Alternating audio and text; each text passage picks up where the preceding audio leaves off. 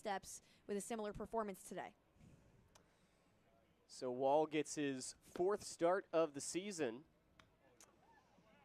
Previously pitched against the Wareham Gatemen in the 8-6 loss at Spillane Field back on June 28th. Went 4 innings with just 1 earned run. And he will face a lineup topped by Bryce Eblin out of Alabama, the second baseman for the Bravos, leads off.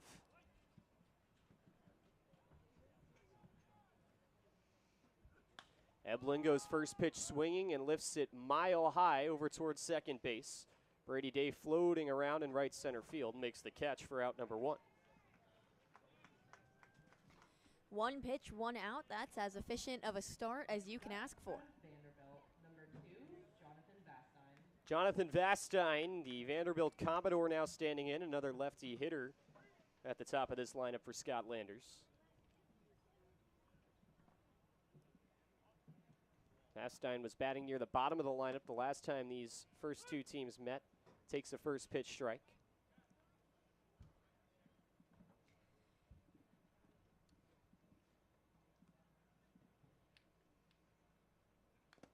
Swings and fouls that one back. Should be noted that Brady Neal is getting his first start behind the plate for YD. Made his debut a couple of days ago against Hyannis in the DH spot. Went 0 for 3, but came away with a pretty big sac bunt in a big spot. Also collected an RBI on that play. 0-2 rises high. Vastine hitting an even 300 on the year for a Bourne Braves team that has been hot lately. Made their way all the way up to second place in the West Division behind the Cape League leading Kitui Kettleers. 1-2 is low. 2 balls and 2 strikes to Vastine. Vastine out of Vanderbilt facing off against RJ Austin, his teammate. There's a lot of Vandy boys on the Cape this summer. And the 2-2 high at the shoulders, he's got the count full. Coach Tim Corbin at Vanderbilt said he's one of the best pure athletes he has on his team. Our Vanderbilt squad that won the SEC this past season. Payoff is fouled back, and he stays alive at 3-2.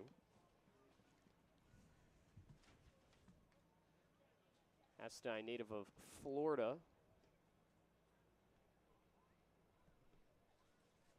Awaits the payoff.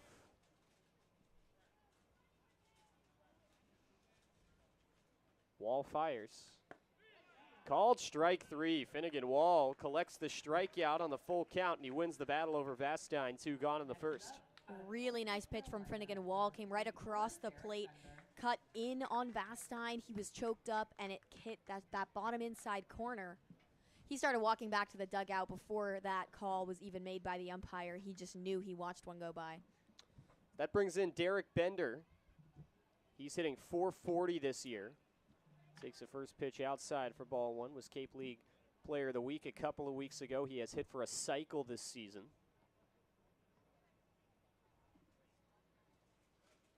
Swings at the 1-0 and misses for strike 1. 3 home runs for him on the year. 13 driven in. It's been a mainstay in the 3-hole for Scott Landers. 1-1 is flared foul. Through 13 games, Bender is batting .440 in the Cape, 22 hits in 50 at-bats. He has been the heart of Bourne's offense. 1-2 misses in on the hands. 2 balls and 2 strikes. Crowd size here at Red Wilson is solid. Imagine it will only grow here on this Friday, Red Shirt Friday for the Red Sox.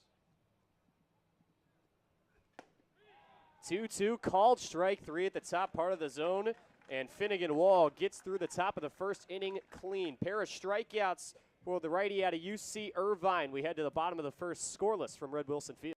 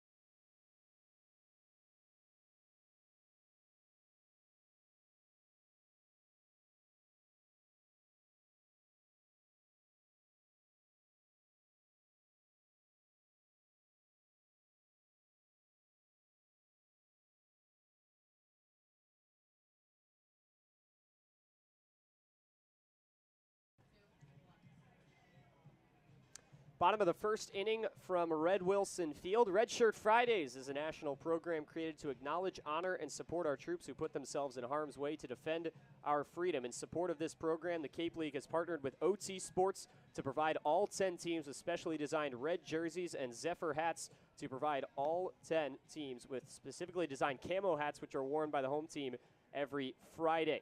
This special weekly celebration of Red Shirt Fridays is also sponsored by the Mass State Lottery. Support our troops and join us by wearing red to the ballpark each Friday. Thank you to OT Sports, Zephyr, and the Mass State Lottery for their continued support. Bottom of the first inning here from Red Wilson Field. Luke West Poley with Perri Kitei on the eve of the Red Sox 100th anniversary Cape League celebration, which will be tomorrow against the Wareham Gatemen. 4:45 start. Lots of fun stuff in store. Special artistry, and of course, the very big surprise that everyone waiting on will be revealed tomorrow. Coming out to Red Wilson Field. We still got a game to play today, though, and R.J. Austin is in the leadoff spot once again for Scott Pickler's crew. He has not moved from there for some time. Austin today out in left field, as he has been for the last couple games. Garrett Horn, the lefty, fires in the first pitch, and it's high for ball one. Lefty hurler out of Liberty. YD saw Horn the last time around as well. This is the second time facing Horn as the starter. Very heavy on the fastball as the 1-0 comes in and finds the bottom part of the zone for strike one.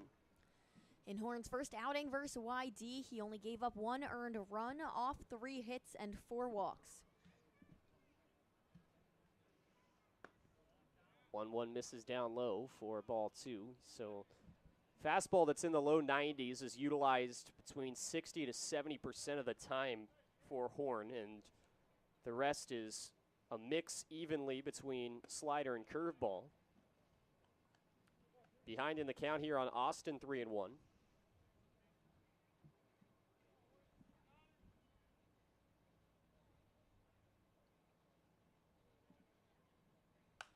Austin swings at the pitch. Popped up behind home plate. Pinckney runs out of room. Thuds right on top of our heads here on the press box, and so it's a full count to RJ. It's a good idea there. Got him to raise his sights and pop it up, but RJ Austin just got that ball to spin enough to get out of play, and now we'll see a payoff pitch. Cracked on the ground over to short, over to it. It's fielded by Vastine, throws a long way, and it's handled by Michelle for out number 1. Next up, out of UC Santa Barbara, number 12, brings in Xander Darby. Xander Coming off a really strong day at the plate. He went 3 for 5 in the win over Hyannis a couple of nights ago. Average up to 285. He's also batting 1,000 against Horn this season. Contreras is in on the grass at third base as first pitch is taken outside by Darby for ball 1.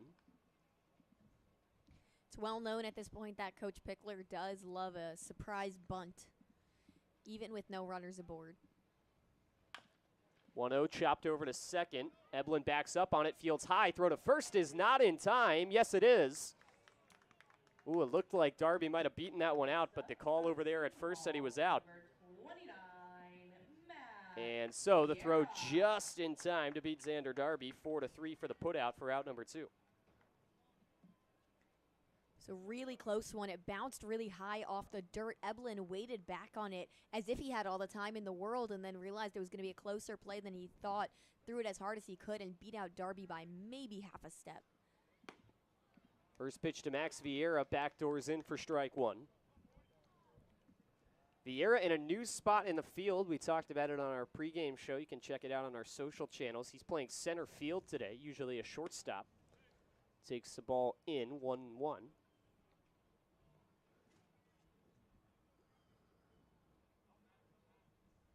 Infield playing him pretty straight up with the bases empty and 2 gone. Horn trying to get through the first 1-2-3 as his counterpart Finnegan Wall did in the top half.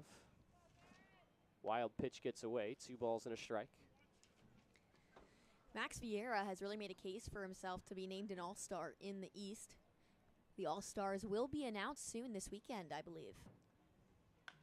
2-1 is nubbed foul.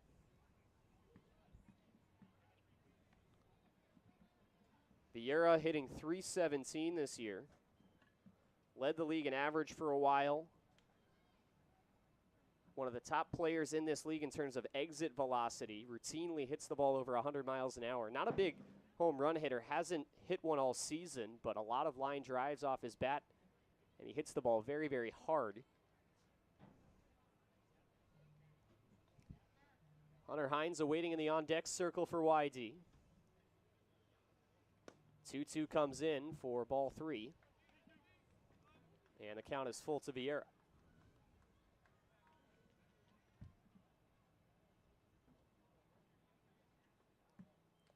Bourne has walked 11 batters in 12 innings, but he sets down Vieira on the called strike 3, and that retires the side. So the Red Sox also go 1-2-3. It's been 6 up, 6 down between the two teams so far. We're through one scoreless from Red Wilson Field. You're watching YD Baseball on the Cape League broadcast.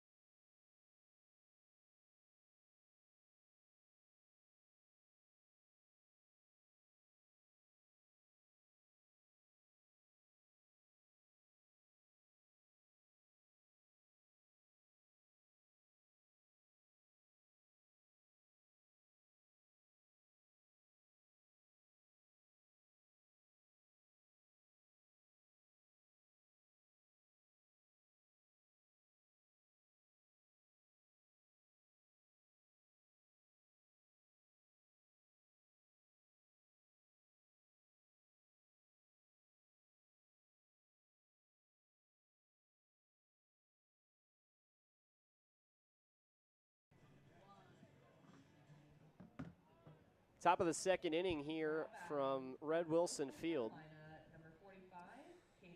Caden Bodine out of Coastal Carolina gets the DH start today for Bourne.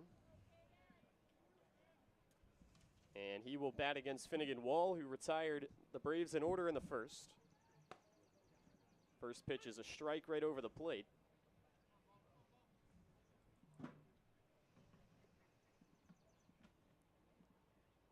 And now into the wind, the 0-1. Misses the top of the zone. Ball and a strike to Bodine. Hitting .444 with 10 driven in. And he rips this one down the right side, but foul. He's got a little out in front of that one, and now he's down 1-2. He's finished his freshman year at Coastal, was named to the Buster Posey Award watch list for the nation's top catcher. Rolls it on the ground over to second. Not much movement from Brady Day, and he will make the play simply for out number 1. Next up, out of Brings in Iowa, Sam Peterson, the Iowa Hawkeye. We love to plug the Buster Posey Award when anybody's on the watch list. Of course, the award named after the all-time great catcher who happened to play on the Cape League here in YD.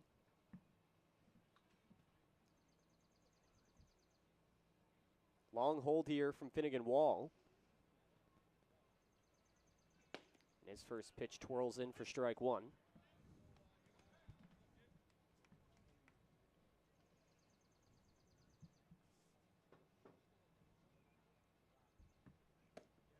Peterson takes upstairs, a ball and a strike.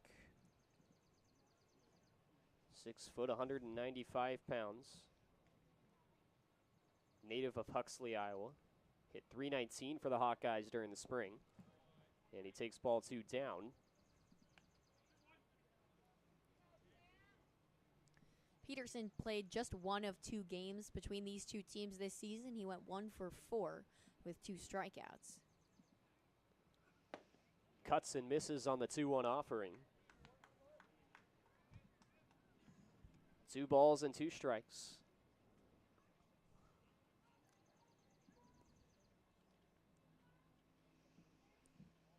Pitch lifted in the air, right field, giving chase. Apodaca will slow down as this one drops foul.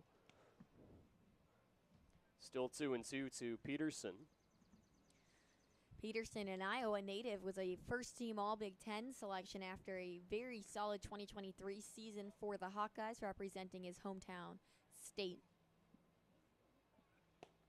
2-2 drops away, 3 balls and 2 strikes. Few Hawkeyes have made their impact here on Cape. Team that had a strong year in the Big Ten. Payoff. Rolled foul. To a very crowded left side, as you'd expect with this early 4:45 start. The crowd filing in as we get into the first few innings of the game.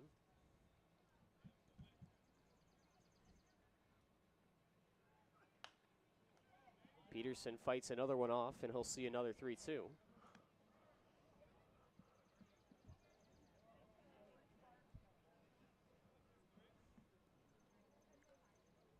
Three balls and 2 strikes to Sam Peterson.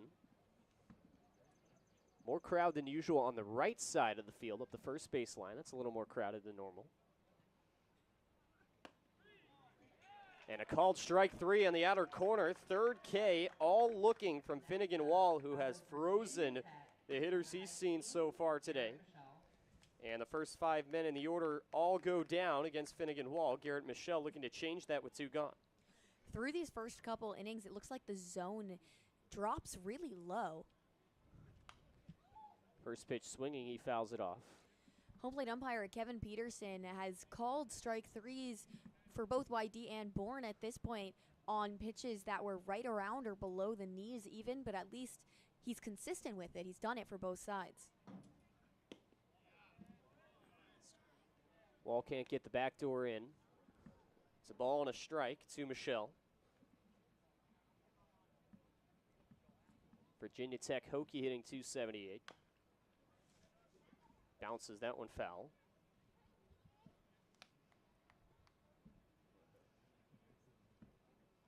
Finnegan Wall has been pretty efficient so far, and it helps when you haven't allowed a base runner. He's ahead in the count here, 1-2, looking for a second straight 1-2-3 inning. That one upstairs, 2-2. Shell, ACC All-Freshman team member, has 3 on the right side of the infield. A lot of room to go the opposite way up the line. Count even at 2-2. That one's just outside, 3-2. So we'll see another payoff. Bourne, despite not having a base runner, has worked a few full counts, this being another. Pitch on the way. Swing and a miss, strike 3. And that retires the top of the second. 4 strikeouts through 2 innings for Finnegan Wall, who's yet to allow a base runner. As we head to the bottom of the second inning, still no score between YD and Bourne here on the Cape League broadcast.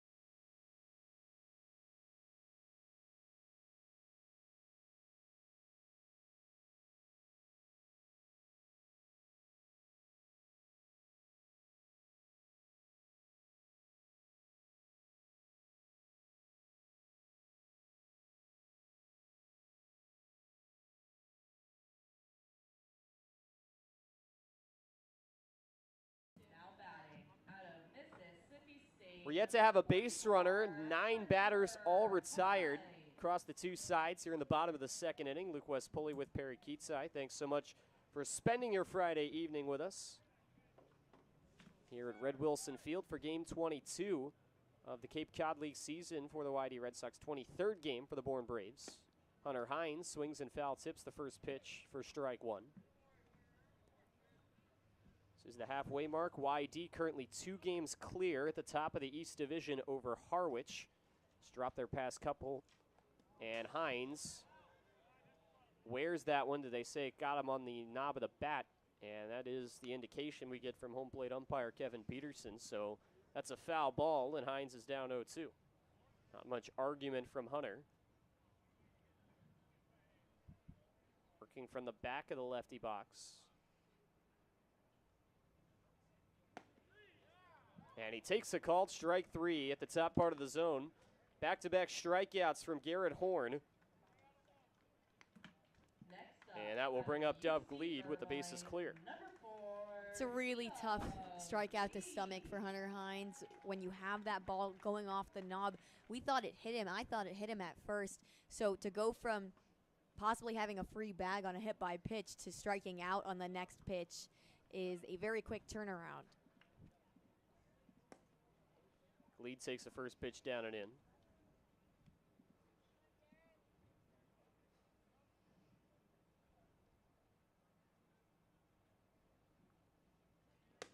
And the 1-0 upstairs, 2 balls, no strikes. Dub's still rocking the default bat, the team issue one.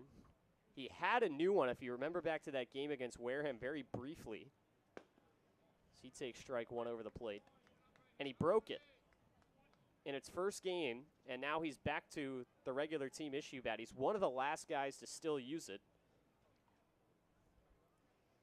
And he rips the 2-1 into left field for a base hit. Bender fields quickly. Dub Gleed aboard on the base knock, and we've got our first base runner of the game. Next up, out of Kansas State, number 10. Just a solid liner from Gleed, who's been struggling to find barrel contact. Nice to see him aboard first. I saw him talking with Coach Pickler during batting practice today. They've been working on their swing, paying off here in the 2nd. So now Brady Day. And he takes the first pitch high for ball 1. His average on the rise up to 258. Brady Day followed by Brady Neal, who's waiting in the on-deck circle. That one high and tight. Day is also still swinging the team issue bat. He's been here since the beginning. Really struggled to start the year, but Scott Pickler, believing in him, kept him in the lineup, and he has really found his stride through this middle part of the season. 2-0 in there for strike 1.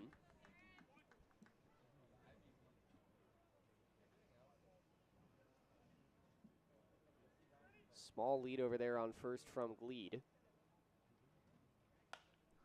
That one pushed foul.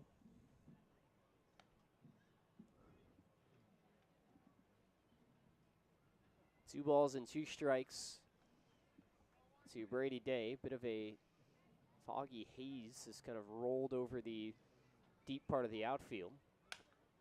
Broken bat chopper up the middle. It's fielded by the shortstop in Vastine, and he steps on the bag to get the lead runner. No chance at the double play, but a good job by Vastine to backtrack and get the lead man there. It's a fielder's choice for Brady Day. Brady Neal, who is getting his first start in the field, second start in the batting lineup, in to hit the lefty out of LSU, catching today for YD. He was 0 for 3 in his first game, but did have an RBI on a sacrifice bunt that moved both runners up. Pitch misses outside. That was a pretty big moment in that game. Came up with runners on the corners in the 7th inning. And at that point, it was a tie ball game. And laid down a bunt to move the runners on the corners. One scored and one moved up to second. He swings through the 1-0 offering. It's a nice feeling to at least be put on the score sheet in some sort of positive way. Your first time out, if you're not getting it done at the plate yourself, laying down a bunt, scoring your teammate, especially in a close game, is really, really important. It makes you feel good, confident going into the next game. We'll likely see a good amount of Brady Neal, who is catching in his first game since April 7th. Last time he caught against South Carolina for LSU.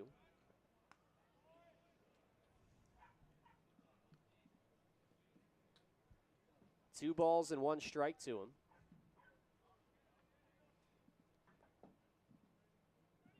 Does get a national championship ring. Was injured for most of the back half of the year. Now the runner's caught in a rundown. Day floating over towards second and chasing him down. Vastine applies the tag, and the inning is over. So YD gets a hit, but Brady Day picked off, and Garrett Horn faces the minimum in the second inning. As we head to the third, we're still scoreless between YD and Bourne. You're watching Red Sox baseball on the Cape League Broadcast Network.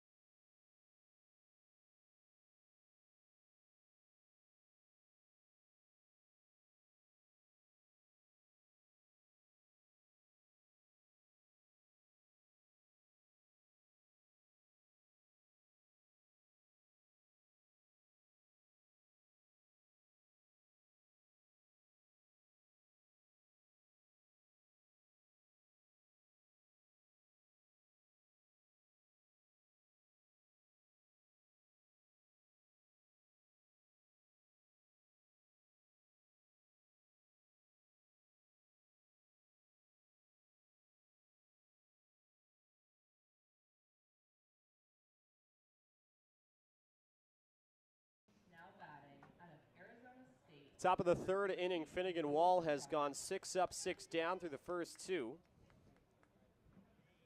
And he will face off against a new face in the Bourne lineup that is here for the first time. New Contratus takes the first pitch outside for ball one. Native of Hawaii.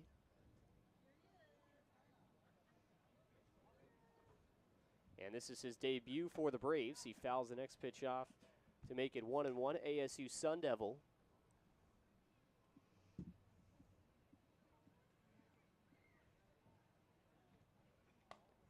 That pitch comes up high. Hit .309 for the Sun Devs this past year. Gatorade Player of the Year in the state of Hawaii in 2022. This one lifted out to left. RJ Austin coming in, now backing up, makes the catch. 1 out. First time something's left the infield off of Finnegan Wall. Gage Harrelson trying to break this skid for the Bourne Bats to begin the game in the 8-hole. They're still yet to have a base runner.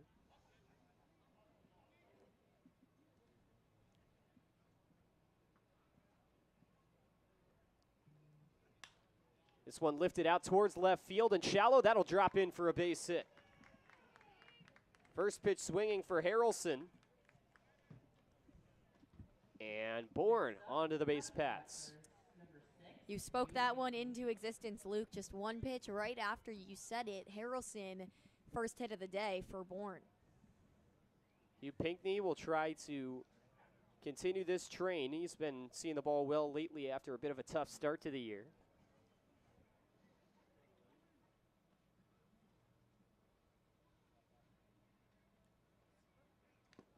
Fouls the first pitch off. native of Toronto from Rutgers. Was drafted in last year's draft in the 17th round by the San Diego Padres. Former Canadian under-18 national team member.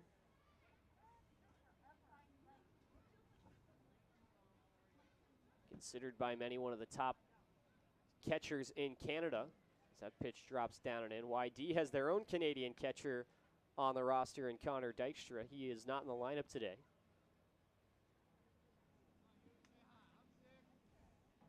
Dykstra from the other side of Canada out west. He's from Chilliwack, British Columbia. Runner goes. This one popped up. Neal gives it a look, but that's about it as that one flies out of play. First steal attempt, likely of many, called back from the foul ball. Bourne, as you said, Luke, yesterday had 10 bags, just steal after steal. Couldn't come away with the win, but they did come away with a new record in the Cape League going back to 2012. 2012, the beginning of the point streak era. 10 steals is a single game record. Check on the runner over at first. That game yesterday just had everything between Bourne and Wareham. Tons of errors, tons of hits, base runners, stolen bases. There were 17 combined runs between the two teams. Very exciting game, very long game. Took almost 4 hours. Chopper over to short. This could be 2. Flip to get the lead runner and the throw on to first. Not in time. Pinckney beats it out. Doug Leeds started running to the dugout with first base umpire Anthony Letizio behind him. But Pinckney legs it out, and the inning will continue. The fielder's choice flips the lineup over for Bryce Eblin, who popped out to second base his first time.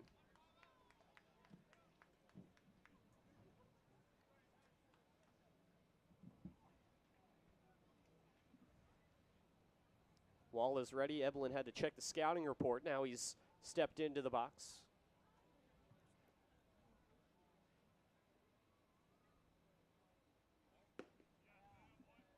Beautiful backdoor slider for strike 1.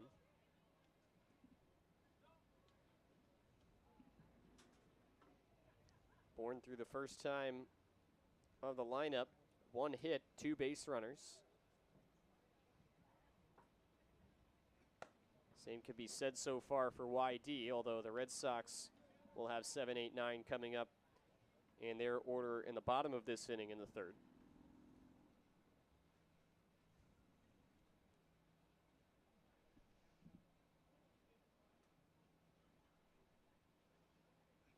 One little nubber over towards third base, charging in Darby, sidearm to first, and it's in time to beat out Eblin, side retired. So Bourne prolongs the inning a little bit, but Finnegan Wall works his way through it. We are still scoreless after 2.5 from Red Wilson Field. Brady Neal leads off for YD when we come back. You are watching Red Sox baseball on the Cape League Broadcast Network.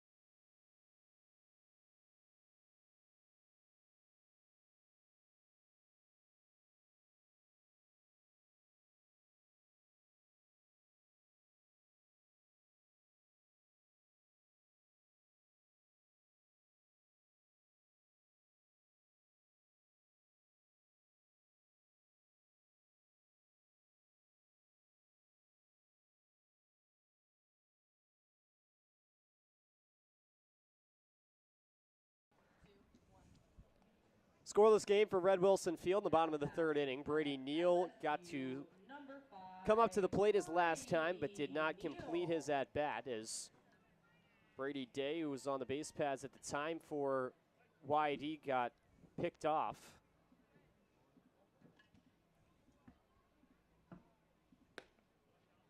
He takes ball one outside. LSU catcher looking for his first trip to the base paths this season for YD in his second game. And he takes ball two below the zone. Smaller stature for Brady Neal. They list him at 5'10", 186, native of Tallahassee, Florida. Played at IMG Academy. Was drafted by the Milwaukee Brewers in the 17th round of last year's draft, and he blasts this one. Right field. Back going. Harrelson at the wall, and it's gone. How's that for a first hit? Brady Neal goes yard over the right field fence, and YD strikes first in the bottom of the third.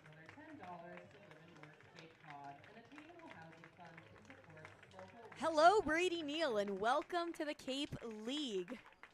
We knew he could hit for power, and we see it here. He got another chance at life after Brady Day got tagged out in the base paths at the bottom of the second, making the most of it, and YD strikes first. They lead 1-0. Absolute hammer job over the short porch and right. And now Ryan Jackson will get his first look for YD. And he swings at the first pitch and fouls it off on the right side. Pinckney a couple of steps after it, but that one way out of play. Jackson started his career at the University of Nevada, has since transferred, played this past season for the USC Trojans. Pretty solid year in the Pac-12, hit 287. One drops down and in for ball one. He gets on base a lot. He had more walks in the spring than he did strikeouts, 43 to 36. Drove in 27 runs.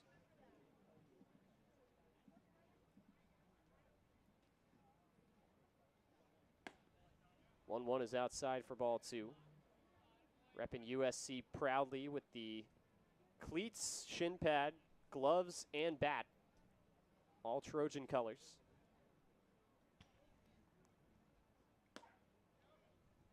Two one taken on the corner for strike two. Shout out Carlo Jimenez, former YD broadcaster from last season. Just graduated from USC, Nance Award winner for the nation's top collegiate sportscaster. 2-2 is fought off.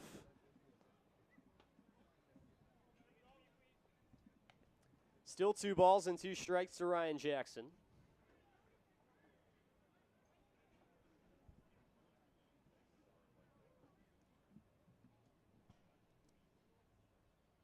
Infield playing back on him a bit. And he takes in the dirt for ball 3. This is what you can expect out of him. Working counts. And having opportunities to walk as he's now in a 3-2. 1-0 YD off the leadoff solo shot from Brady Neal here in the bottom of the third.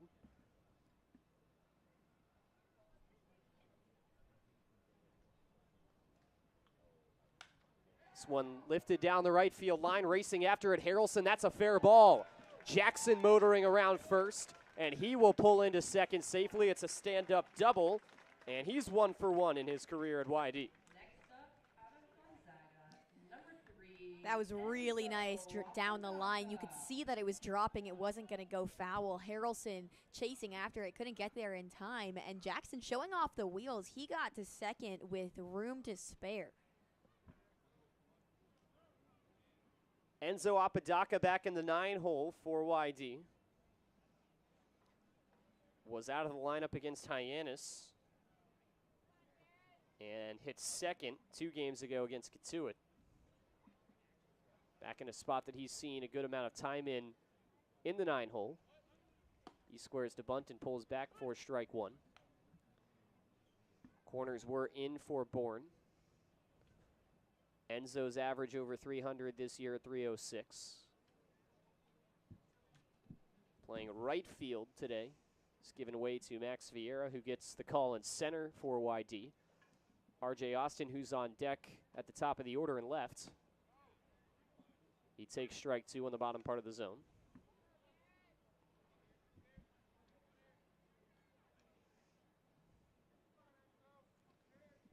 in the transfer portal out of Gonzaga. Played a couple of years with the Bulldogs.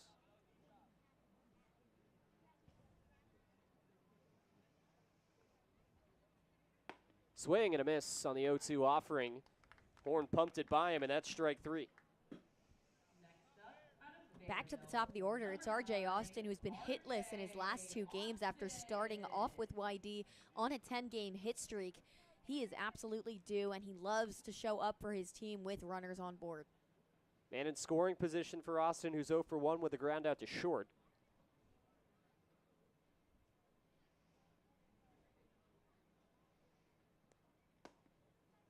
Austin takes a looping breaking ball in for strike 1.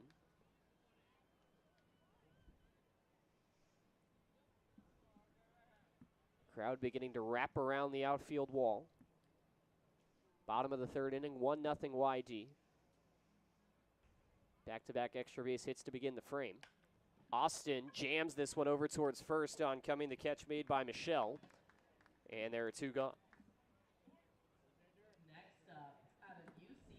So Austin just got big time jammed there. That ball did not have a whole ton of speed coming off the bat. And now the Red Sox are going to rely on Xander Darby to try and deliver a 2-out RBI after they had a man in scoring position with nobody out.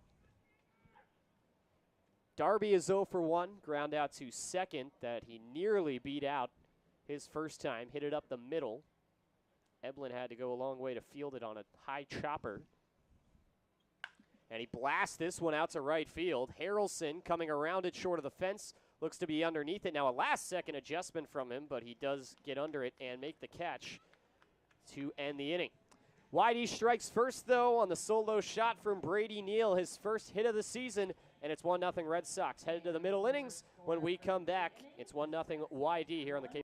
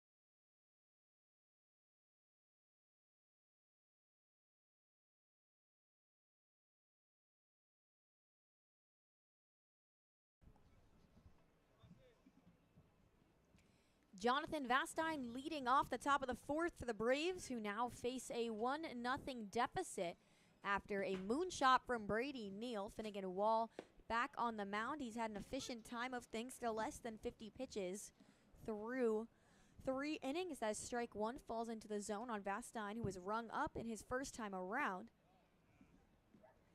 Strike 2 in the same spot, and he faces an 0-2 count. A regular infield for the Red Sox. Outfield at medium depth. Wall, the deal. High and away, ball 1.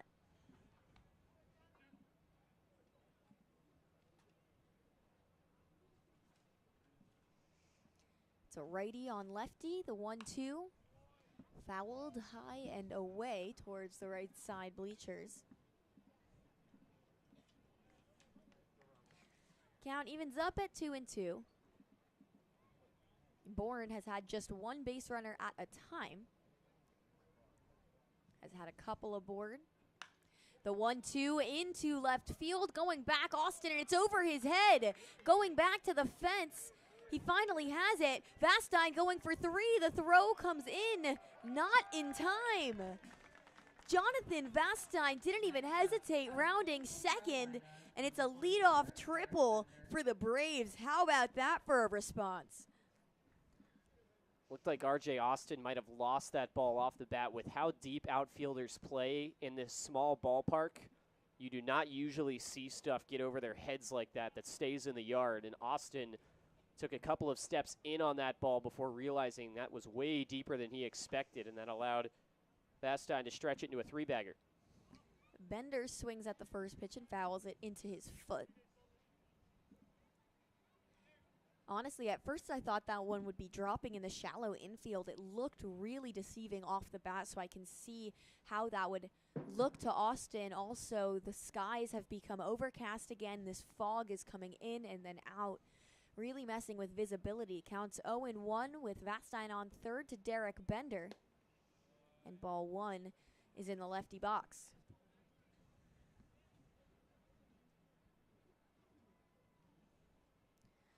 Regular infield with Darby guarding the runner at third. We haven't seen Neal throw yet. Fouled on a line up the first baseline. Counts 1-2.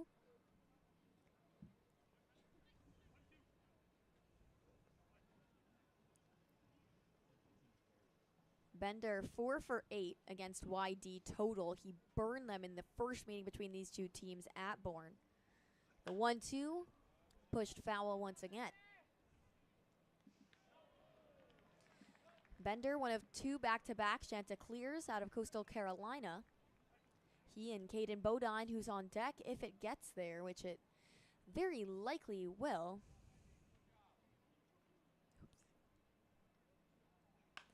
The 1-2 golfed into shallow right field. Apodaca coming in. The runner tags, and the throw is a nuke that gets past Brady Neal. Vastine had held up at third initially when the throw was on the way.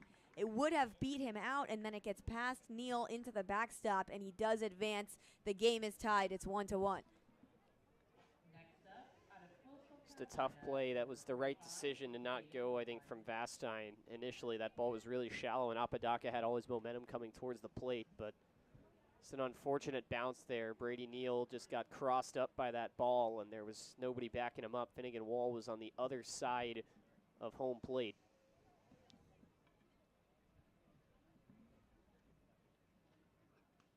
First pitch to Bodine nails him in the back, and he'll take a base. Shook that one off slowly. He's walking up to first base. That has to hurt, coming in right on the spine. That was ruled as an error for the Red Sox, so it will be unearned against Wall's record.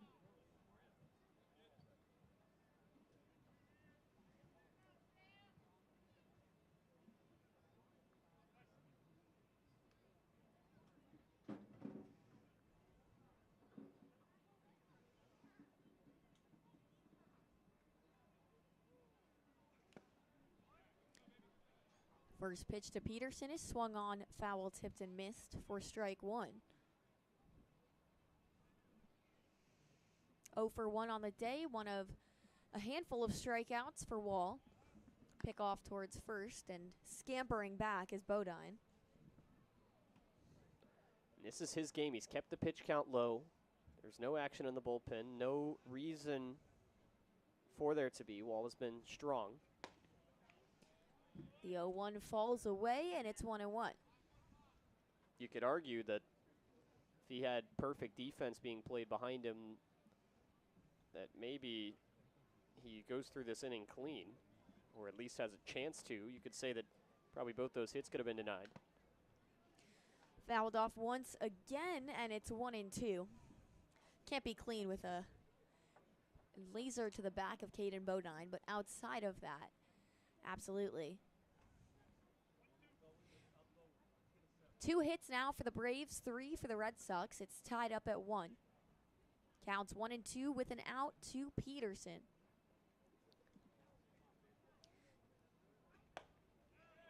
Check swing did not go around, ball 2. Bodine with a very small lead on first.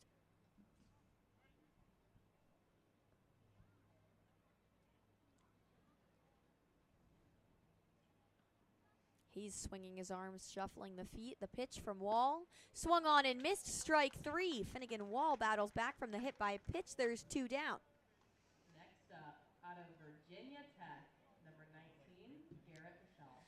Brings up Garrett Michelle, another lefty, in a very lefty-heavy lineup all around for both of these teams, facing Wall, the righty. Michelle 0 for 1 with a strikeout swinging. First pitch goes swinging and misses for strike 1.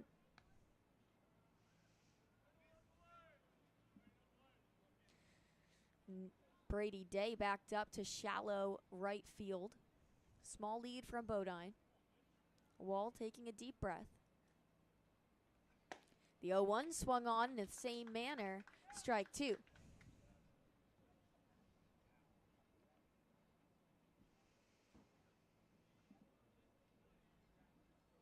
It appears Austin has taken a couple steps back in left field, as has Apodaca. Strike 3. 3 pitches, 3 strikes swung on, and that retires the side. Wall gets out of the jam. We go to the bottom of the 4th, and the Red Sox look to tack on more. They go 3-4-5 when we come back on the Cape League broadcast.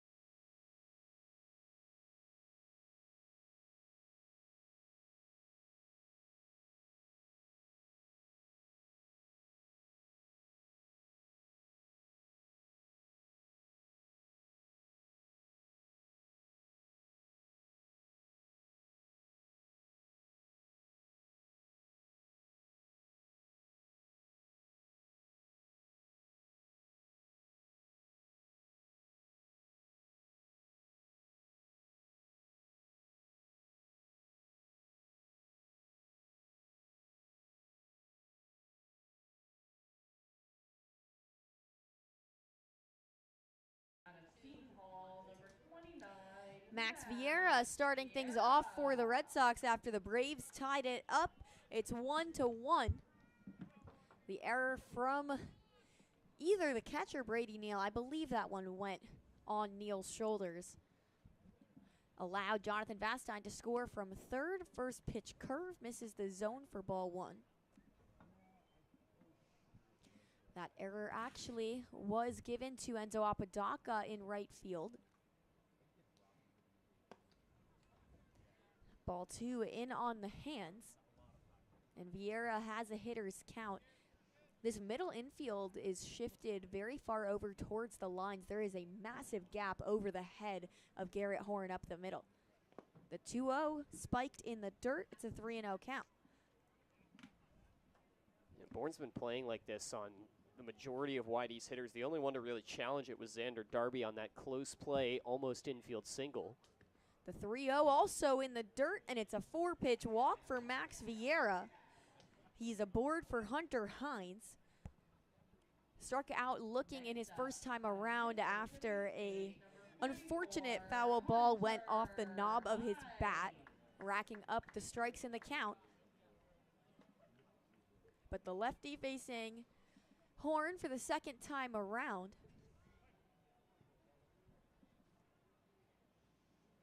Vieira takes a pretty big lead. He leads YD in stolen bases. He has 10. Hines goes swinging at pitch number 1, and it's strike 1.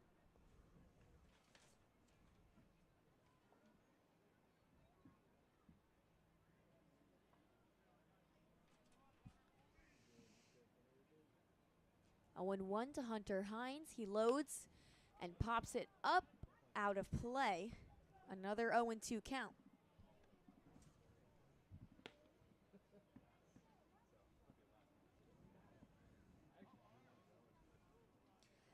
Hines has exactly as many strikeouts as he has hits at 22. He's a very strikeout heavy guy if he's not swinging for power. Goes swinging on to strike 3. Vieira advances as it gets away from Pinckney. So Hines' second strikeout of the day, but Vieira does advance into scoring position. Next up, out of UC Irvine, number 4, Doug Lee.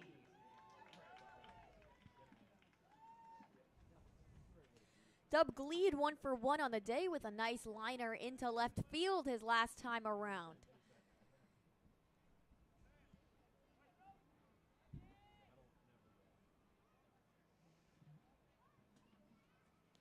This time Gleed the righty facing Horn the lefty.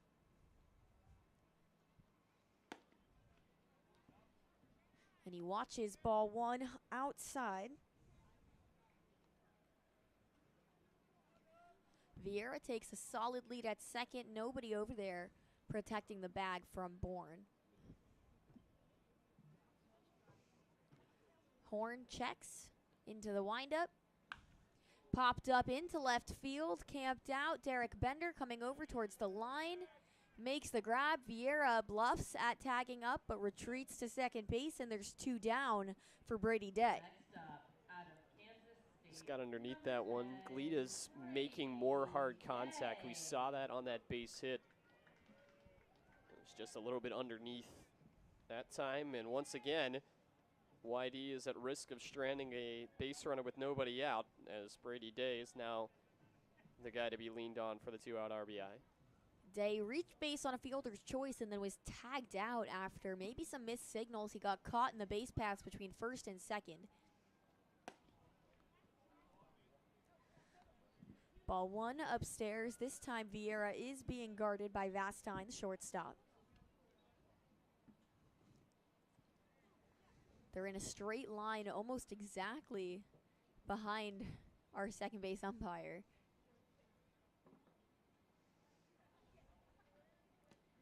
The 1-0 below the knees, it's 2-0.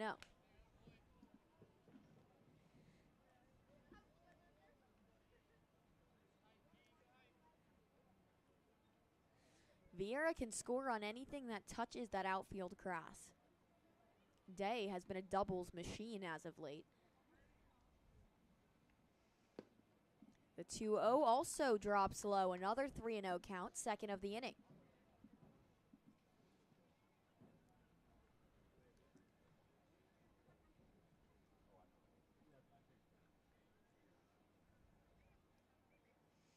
Horn really taking his time, making the most of the pitch clock.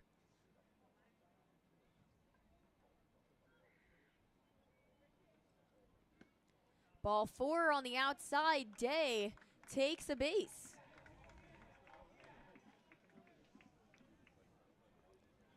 Brady Neal is back for the second time in 2 innings. Hit a monster home run the last time around. That's what put YD on the board. He's feeling confident.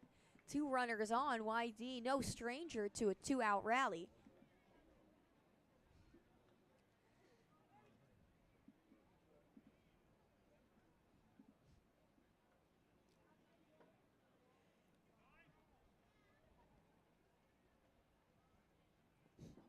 Batter calls time, shakes off his cleats. The sun is now back out at Red Wilson Field. It's a warm day. This fog keeps coming in and then out, changing rapidly within just a couple of minutes. First pitch outside, ball 1. And for YD, you've got arguably 2 of your better contact hitters in the lineup coming up right here behind Brady Neal. So this inning needs to end right now if you're Garrett Horn. Finally finds the zone for the first time in 6 pitches with a nicely arcing curve that clipped the outside corner. It's 1-1.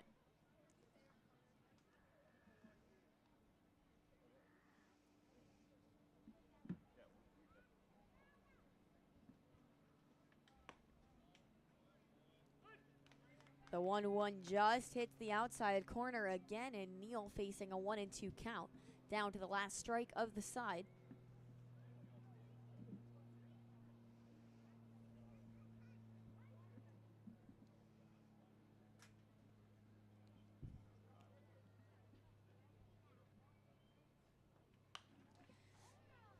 Pushed foul into the parking lot. Neal battling to stay alive. That haze now rolling back in. Makes the outfield look blurry. It's a really interesting thing that I'm just getting used to on the Cape this summer. Huge lead from Day at first. Nobody even near him. Another 1-2 pitch. Swung on and missed. Strike 3. Horn gets him to chase, and that retires the side. YD strands 2 aboard. They can't tack any on. The score remains 1-1. We head to the top of the 5th on the Cape League broadcast.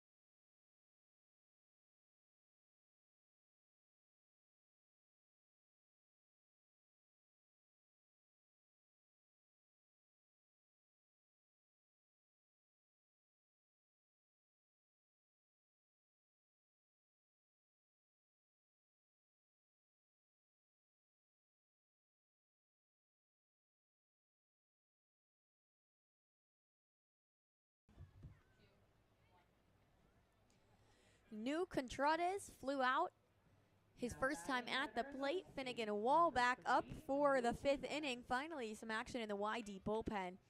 Nothing against Wall. This is just when Coach Pickler likes to go to the bullpen to protect the longevity of his starting guys' arms as ball 1 is below the knees. Contrades, a new addition to the Bourne lineup.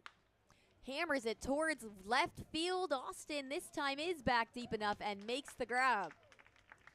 That ball was well hit on a line, but Austin didn't have to move very far, fortunately for the Red Sox. Yeah, that's where that deep positioning helps you out. If you're playing around mid-outfield, that ball maybe gets over your head and spells extra bases, but perfect positioning there for RJ and an easy enough play for him to make. Harrelson broke the hitting drought his first time around with a blooper into left field. He takes ball 1 on the inside.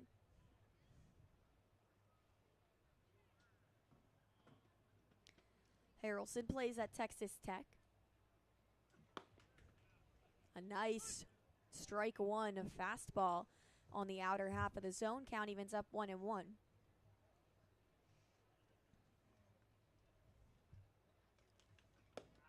The 1-1, check swing, ball 2. Harrelson was a 2023 collegiate baseball freshman All-American, an honorable mention selection in the Big 12. Ball 3 misses low. He had a really solid freshman season, batted .324 in one of the most competitive baseball conferences in the country. Strike 2 called at the top of the zone. Harrelson was about to toss his bat aside. But the count runs full with 1 out. Finnegan Wall nods. Now into the wind, the payoff. Popped up, out of play. It's a foul ball. Count remains the same.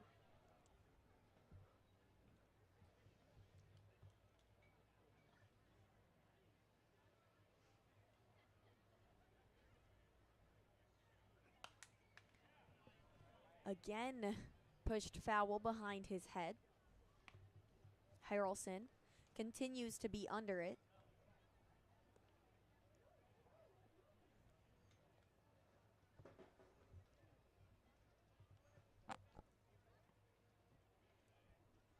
The 3-2 inside almost hits him, gets back to the backstop. Harrelson takes a base. He's aboard for the second time today. Next up, out of Bourne Rutgers, looking to turn over the lineup. It's Hugh Pinckney in the 9-hole with Bryce Eblin, the leadoff on deck. Pinckney 0 for 1. He's 0 for 8 against YD pitchers combined in their previous 2 games this season and his first at-bat today.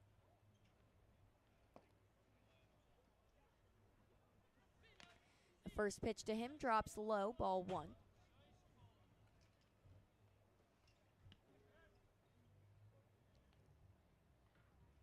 Still just 1 out. Harrelson on first.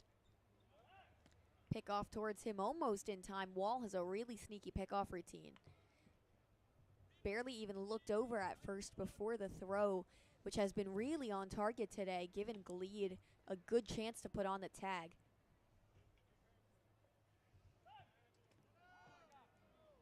Gleed thought he had him that time on the pickoff. I thought he did too. But the call not going YD's way. 2 quick pickoff attempts. The count remains 1-0. It's interesting because he's got a really good pickoff move to first, but the lead is not super large over there on first base.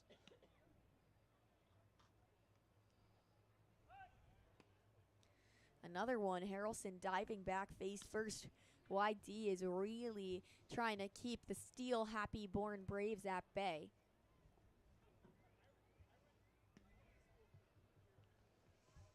Looks back one more time for good measure. And finally a pitch. A beautiful arcing slider comes in on the batter. Wow, the movement on that through the air was spectacular. It's 1-1. And late in your outing, if you still got gas in the tank, no problem throwing over to first that many times for Wall. Keep the runner close. The 1-1 lined into right field. Apodaca coming over for it. Harrelson rounds second and is headed to third. Apodaca finally gets it in. And Pinckney singles. Really nice contact right into the gap over the head of the leaping Brady Day, and the Braves have runners on the corners.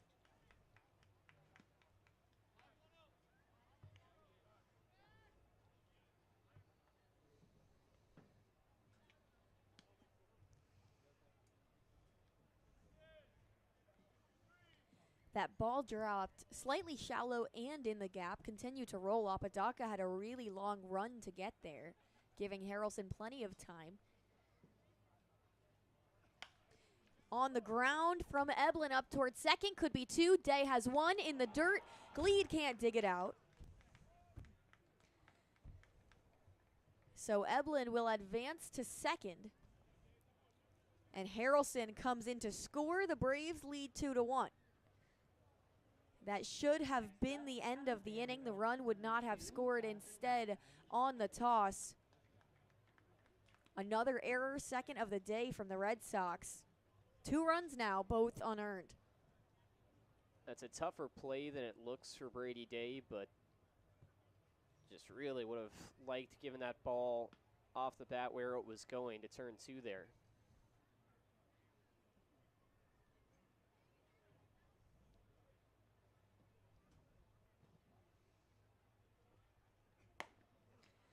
First pitch swinging for Vastine, strike one.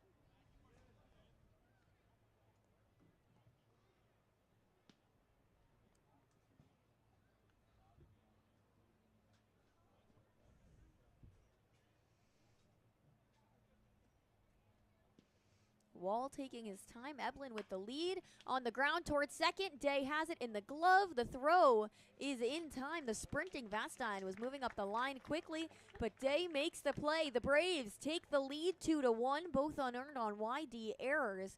And we head to the bottom of the fifth as YD now tries to battle back from their first deficit of the day. It's Perri, Kitei, and Luke West Poley on the Cape League broadcast.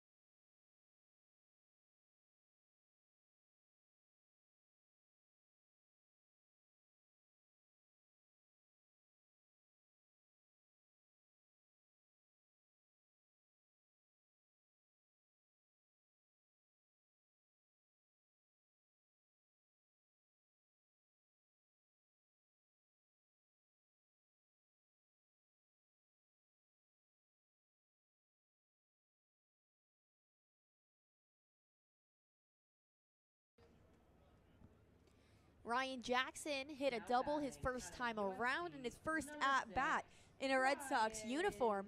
Back at the plate leading off the bottom of the fifth as the Red Sox now face a deficit. The score is 2-1 at Red Wilson Field. It's been tight, solid pitching on both sides. The difference being the defense. And ball one is away.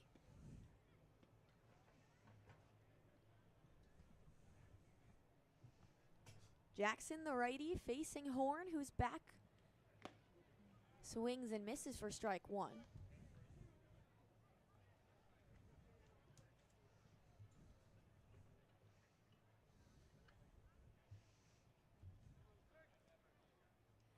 Jackson at the front of the box. Takes strike two, just kisses the inside half of the zone. It's 1-2. We're going to see a pinch hitter on deck, which is a little bit odd as well. Will King is going to hit for Enzo Apodaca. Ball two far away in the lefty box. Count evens up 2-2. So Scott Pickler electing to go to his bench really early on in this one here in just the fifth inning.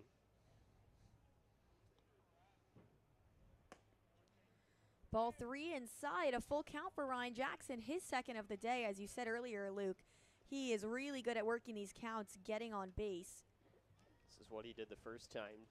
In a two-strike count, worked it full, got a pitch he liked, and that was when he hit that double to the opposite field.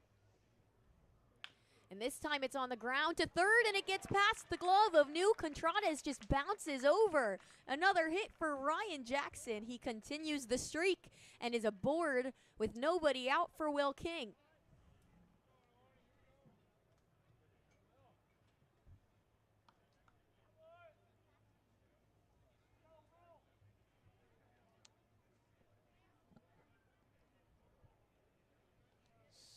This is interesting, as we mentioned, for Scott Pickler to go to his bench this early. Still checking on the scoring decision on that last play from Ryan Jackson. But Will King swinging the new bat. back in. Still hasn't been decided if it was a hit or an error. Based on where it was on the field, it would have been a really tough play to make regardless. But the first pitch to Will King, almost above the head of Hugh Pinckney, a high arcing curve that just didn't drop. They gave him the hit. So Jackson, that's a strong start in his first game. He's 2 for 2. Just a triple and a home run away from the cycle. I wonder if we'll see Will King in the outfield. The 1-0 pushed foul. It's 1-1. During pregame warm-ups, I believe it was 2 days ago, he was taking reps at short. I can't imagine that was anything more than just a joke and just for fun, but I don't know. I mean, a catcher has glove skills. The 1-1 popped up into foul territory in right field, chasing it. And nobody makes the play. Eblin came over from second. It was over the head of Michelle at first.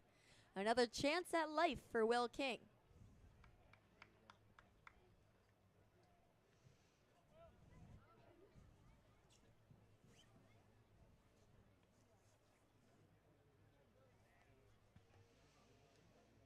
One and two, nobody out after Jackson had a leadoff single. He's now halfway through the cycle, the easier half, with a single and a double.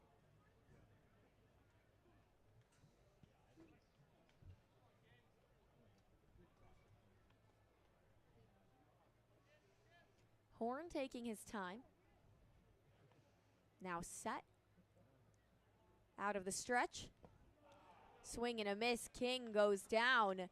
Only his second strikeout of the season, I believe. He has been one of the toughest players to strike out in the Cape, but Horn on the breaking ball gets him to chase. One out now, RJ Austin. We flip over the order. He's still looking for his first hit in the last couple of games.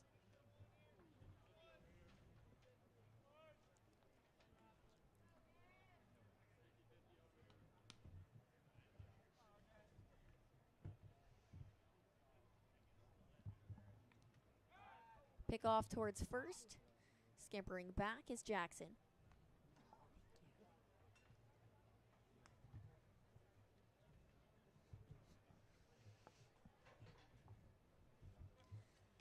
Austin still waiting on the first pitch of his at-bat.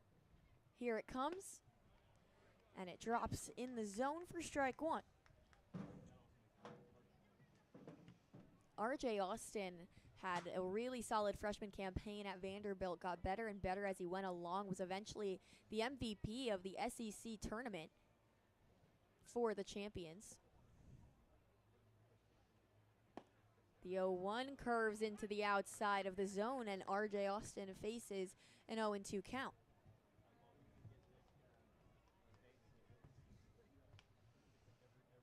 Jackson retakes the lead. We haven't seen a steal attempt from YD today. The 0-2 just misses the top of the zone, 1-2.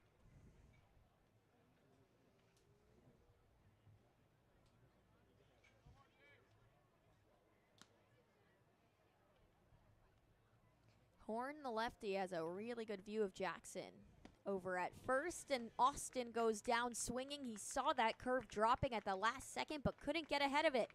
2 outs after another strikeout from Garrett Horn. That's his 7th strikeout of the day in just 4 2/3 innings. Really impressive outing from the lefty. Now faces Xander Darby. He's 0 for 2 with a ground out and a flyout.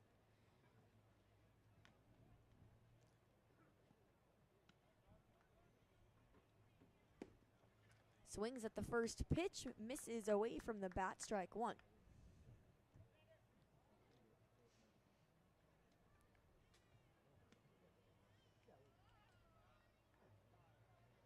As always with the royal blue accessories, pick off to first.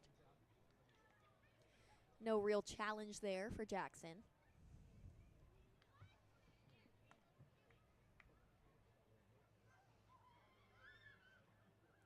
Darby taps the plate and readies himself once again.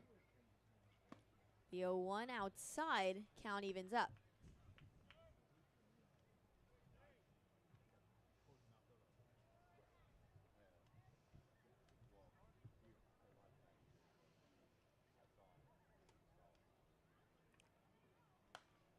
The 1-1 poked foul towards the parking lot. Children chasing after it, as always.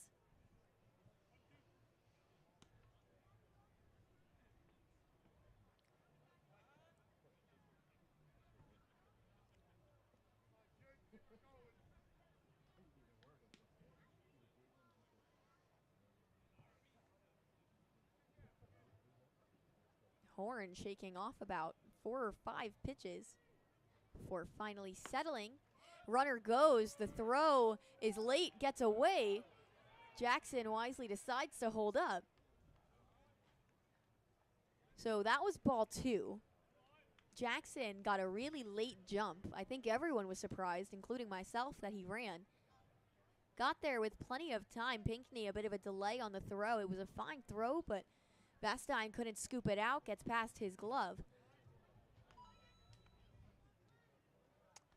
Helps you out a little bit to move the runner up into scoring position, but it was certainly an odd jump from Jackson, who wasn't really off until the pitch was already out of Horn's hand.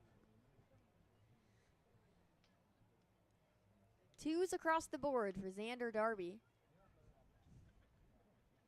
Hitless so far today, but has been on a streak lately.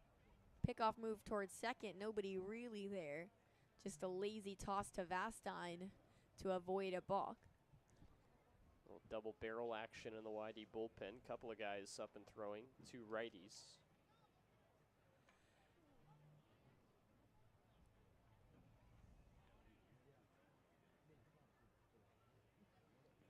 The 2-2. Line to short, caught by Vastine. That ends the inning. Solid contact right towards the glove of the shortstop. YD leaves another on base, and the score remains 2-1 as we head to the top of the 6th. Thank you for watching YD Baseball on the Cape League.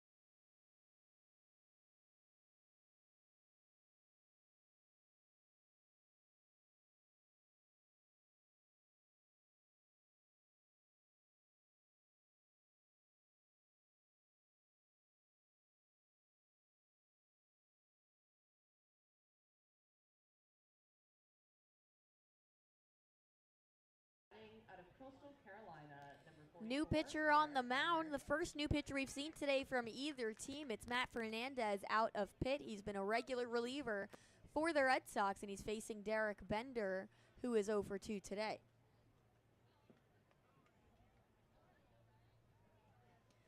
Bender with a strikeout looking and a flyout.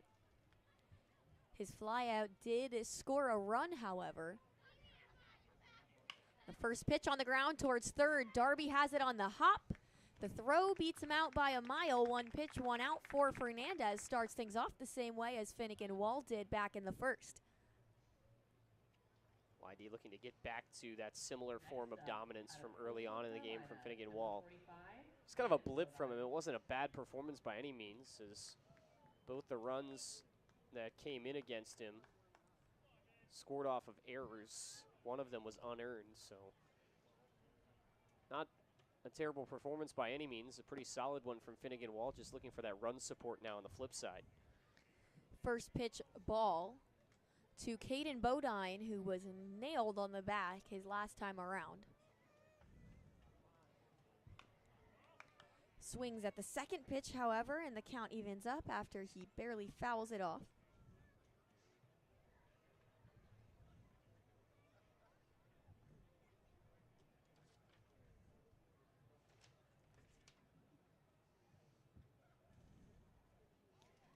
This is the fifth appearance for Fernandez, who sails ball 2 above Bodine's shoulders. Through his last 4 games, 2 of them were starts. Now 3 in relief. He's gone 13.2 innings. This one flown out towards center, left center. Austin calls off Vieira and makes the grab for out number 2.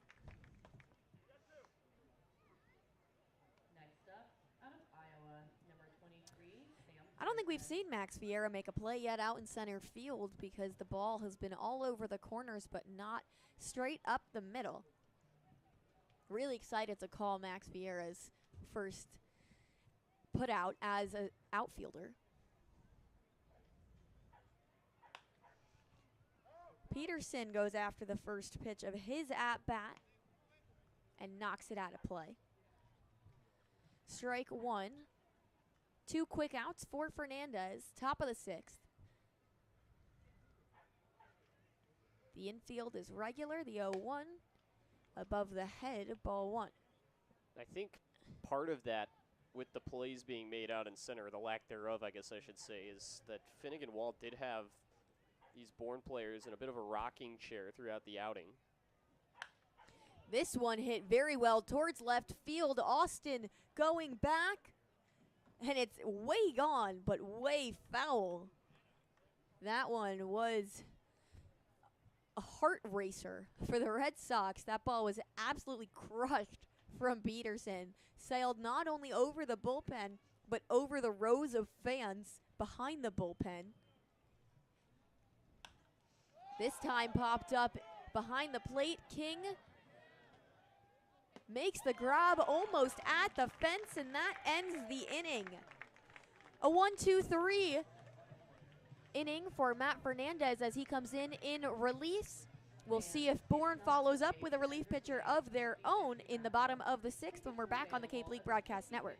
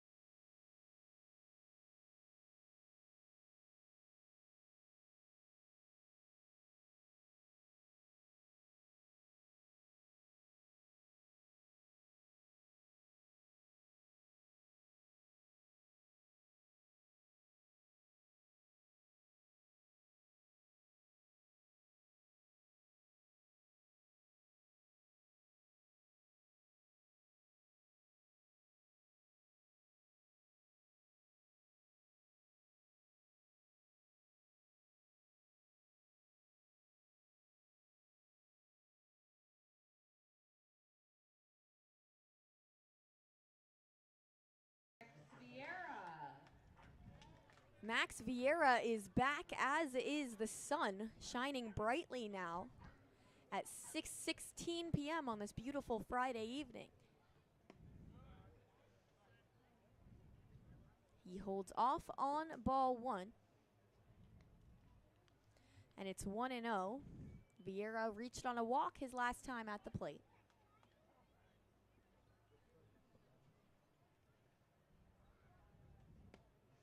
Inside again, same spot. It is still Garrett Horn on the bump. 6th inning appearance. It's been a long start.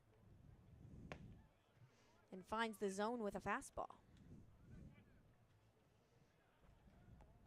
Both teams got pretty good quality out of their starters. They went by summer ball standards somewhat deep into this game through the middle innings. Ball 3 on the inside once again. It's 3-1. Vieira's walk, his last time at the plate, was a 4-pitch walk. This time it's 3-1. 4 pitches into the at-bat.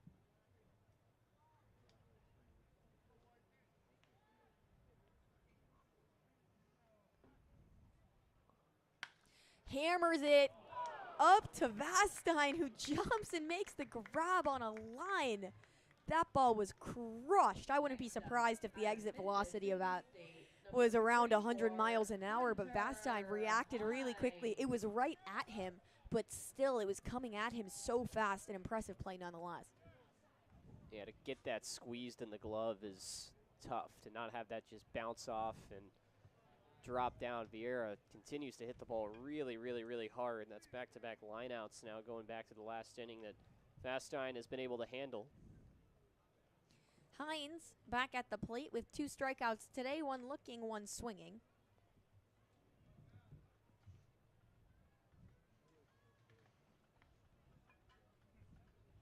A quick meeting between Pinckney and Horn.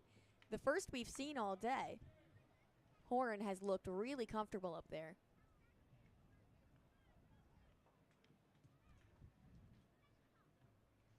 The outfield is deep as they can reasonably be. The first pitch at the shoulders, ball 1.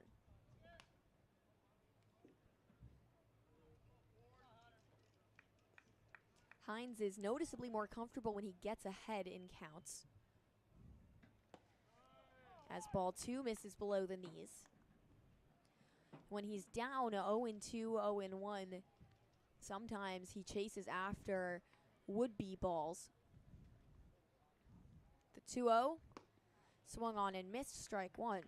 Horn has just been making him miss, pushing it outside on the break, just beyond the tip of Hines' bat. He's right at the front of the lefty box. The 2-1 swung on and missed again. It's 2-2.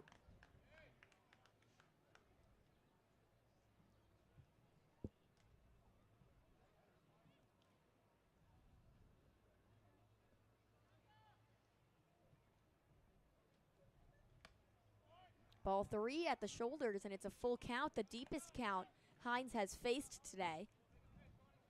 His first 2 strikeouts went by quickly this time. Doesn't want to go down so easily.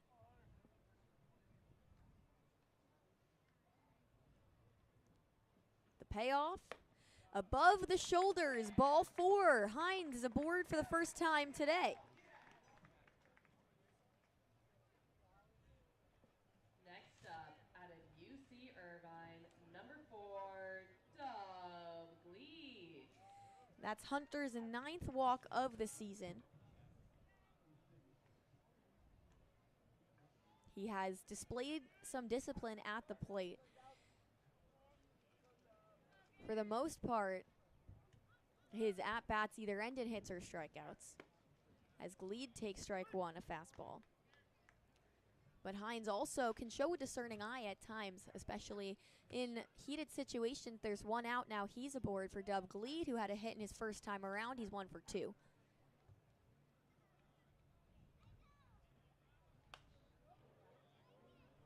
Pops it foul, and the count's 0-2.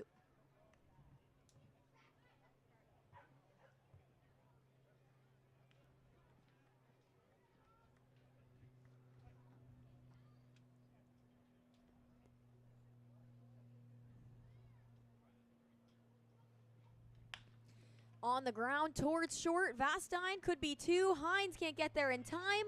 Gleed beats it out by a step. At first, he's safe. Michelle kept his foot on the bag for some extra effect, but Gleed really hustled that one out to give Brady Day a chance at the plate this inning. Those double plays have been tough turns today on both sides. We've seen both teams get some ground balls up the middle, but getting doubled off has not happened yet in this game. Day 0 for 1, but he has reached on a fielder's choice and a walk. Strike one, breaks inside. The infield pushed back to the edge of the grass. Gleed takes his lead. The 0-1 sneaks through into right field. Actually, Eblin picks it up on the run. I thought that might get through the gap, but it just hung up for a little bit too long. Day grounds out. It's a 4-3 out to end the inning. And YD strands more runners on board. They have not been able to get around since the fourth inning. The third inning, and we head to the top of the seventh. This one moving quickly on the Cape League broadcast.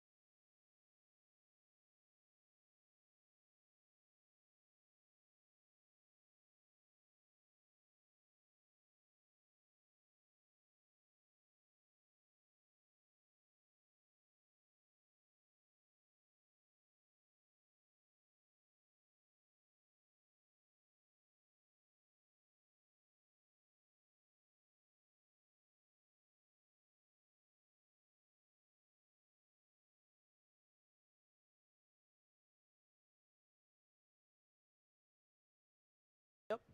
Now batting out of Virginia Tech. Top of the seventh inning in a 2-1 game with Bourne out in front of YD. Garrett Michelle leading off against Matt Fernandez, who had a good start to his outing out of the pen. He returns to the bump for YD. First pitch is outside for ball one. He retired the 3-4-5 hitters in order in the sixth after coming in relief of Finnegan Wall, who went 5 innings, 3 hits, 2 runs, 1 earned, a walk and 6 strikeouts for the righty out of UC Irvine. Big swing and a miss on the 1-0 offering. A ball and a strike. Fernandez, the Pitt Panther, has thrown 13 2/3 this year to the tune of a 4.61 ERA. Chopper up the middle, right there to make the play. Jackson on to first, and there's one out. The shift putting him in the perfect position for that. The analytics do their thing. That likely would have snuck up the middle for a regular infield, but Ryan Jackson was stationed right behind the bag. Makes it an easy out. New Contratus coming up to the plate now for Bourne. He is 0 for 2 with a pair of flyouts to R.J. Austin in left. Infield backs up on him. ASU Sun Devil from Hawaii. Check swings at the first offering. It's a breaking ball for strike one. Former Gatorade Player of the Year out in Hawaii. Hit .462 as a high school senior at St. Louis School, prestigious athletic high school in Hawaii. Fouls it off the end of the bat. His team went to the semifinals in the top division of Hawaii high school baseball.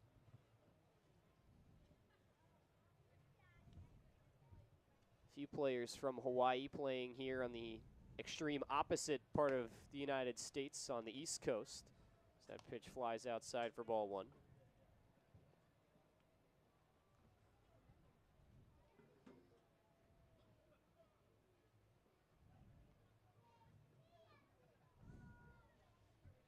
One, two, he takes in the dirt. 2 balls and 2 strikes to Contratus. This is his first game here on Cape for Scott Landers. 2-2. Fouled off. Team that looks largely similar in a lineup that looks very similar to the last couple of times these teams played. Whitey had already seen Garrett Horn this season. Starting pitcher. 2-2 flies away. 3 balls and 2 strikes to Contradas.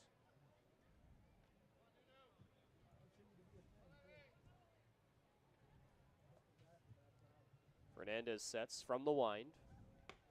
And that's ball 4. Contradas takes the free bag. That's the second walk dealt out by Whitey pitching, in addition to the one hit batter of Caden Bodine back in inning number 4.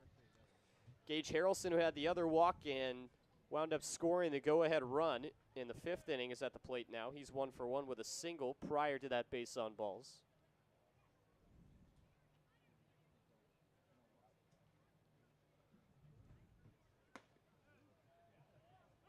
Strike on him.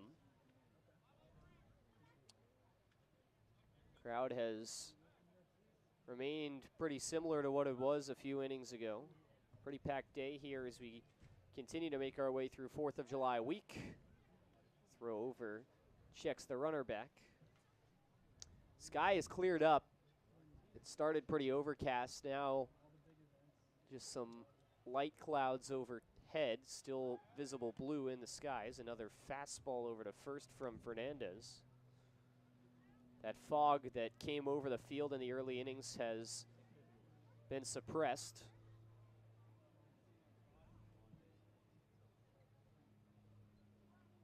Runner bluffs, bunt is squared as the pitch misses upstairs for ball 1.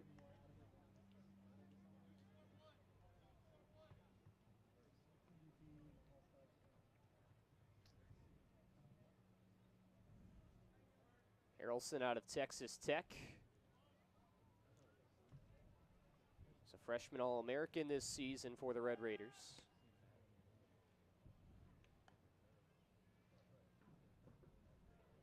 Native of Warner Robins, Georgia.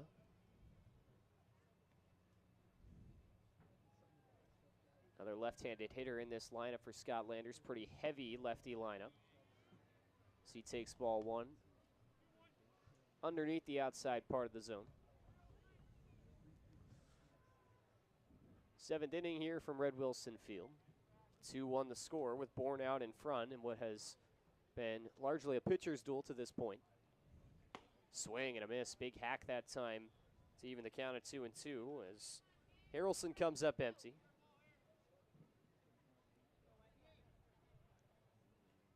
All 10 teams in the Cape League in action tonight. Couple games going on right now. 2-2 to Harrelson. Upstairs for ball 3. Kitei handing it to Hyannis. Kettleers looking to rebound following the game yesterday at lopsided loss. West Division leading Ketts in front 5-0 in the 6th from Lowell Park. Brewster leading Wareham 1-0 in the top of the 2nd from Spillane Field over the bridge. 3-2 to Harrelson. Runner goes. Pitch is fouled back. And we will do it again. From White House Field in Harwich, Mariners getting ready to play host for Orleans. Those two teams will meet in an East Division clash. Orleans sits at 10-10, Harwich 11-11. Mariners 2nd, Firebirds 3rd in the East Division.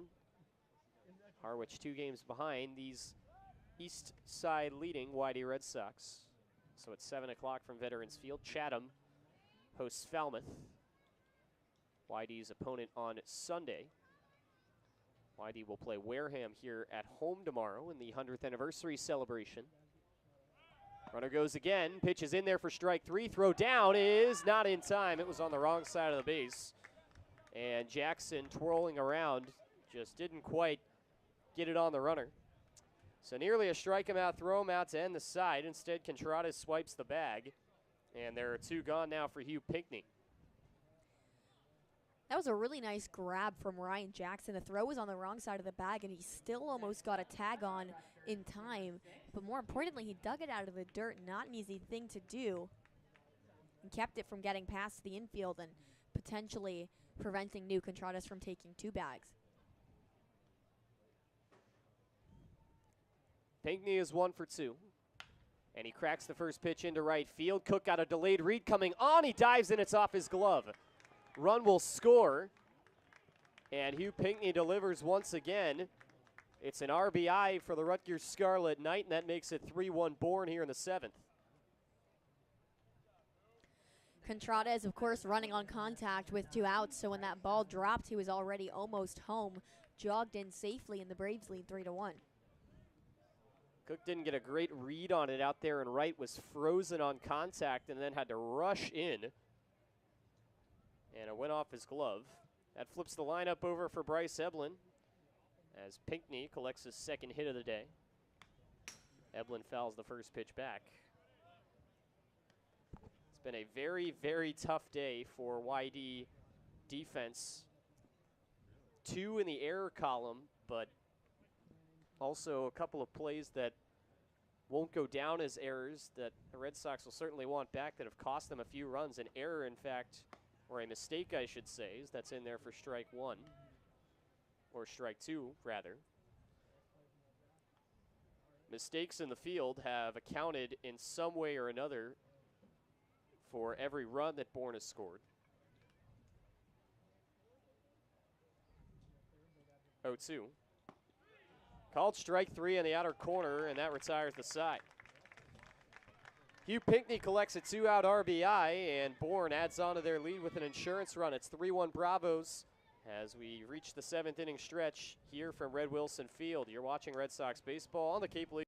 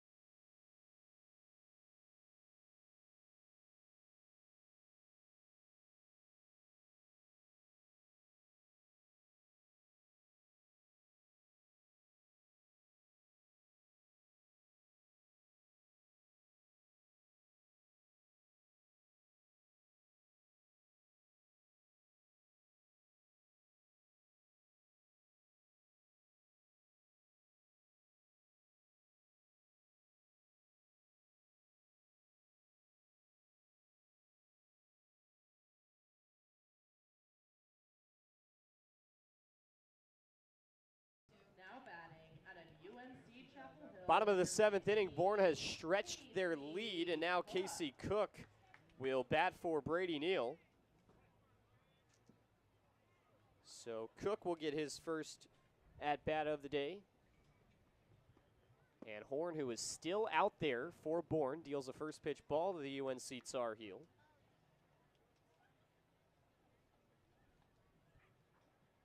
Casey Cook started the game in right field, and the 9-hole was 0 for 3 against Hyannis in YD's last game before being pinch hit for in the late innings. Count even at 1-1 to him.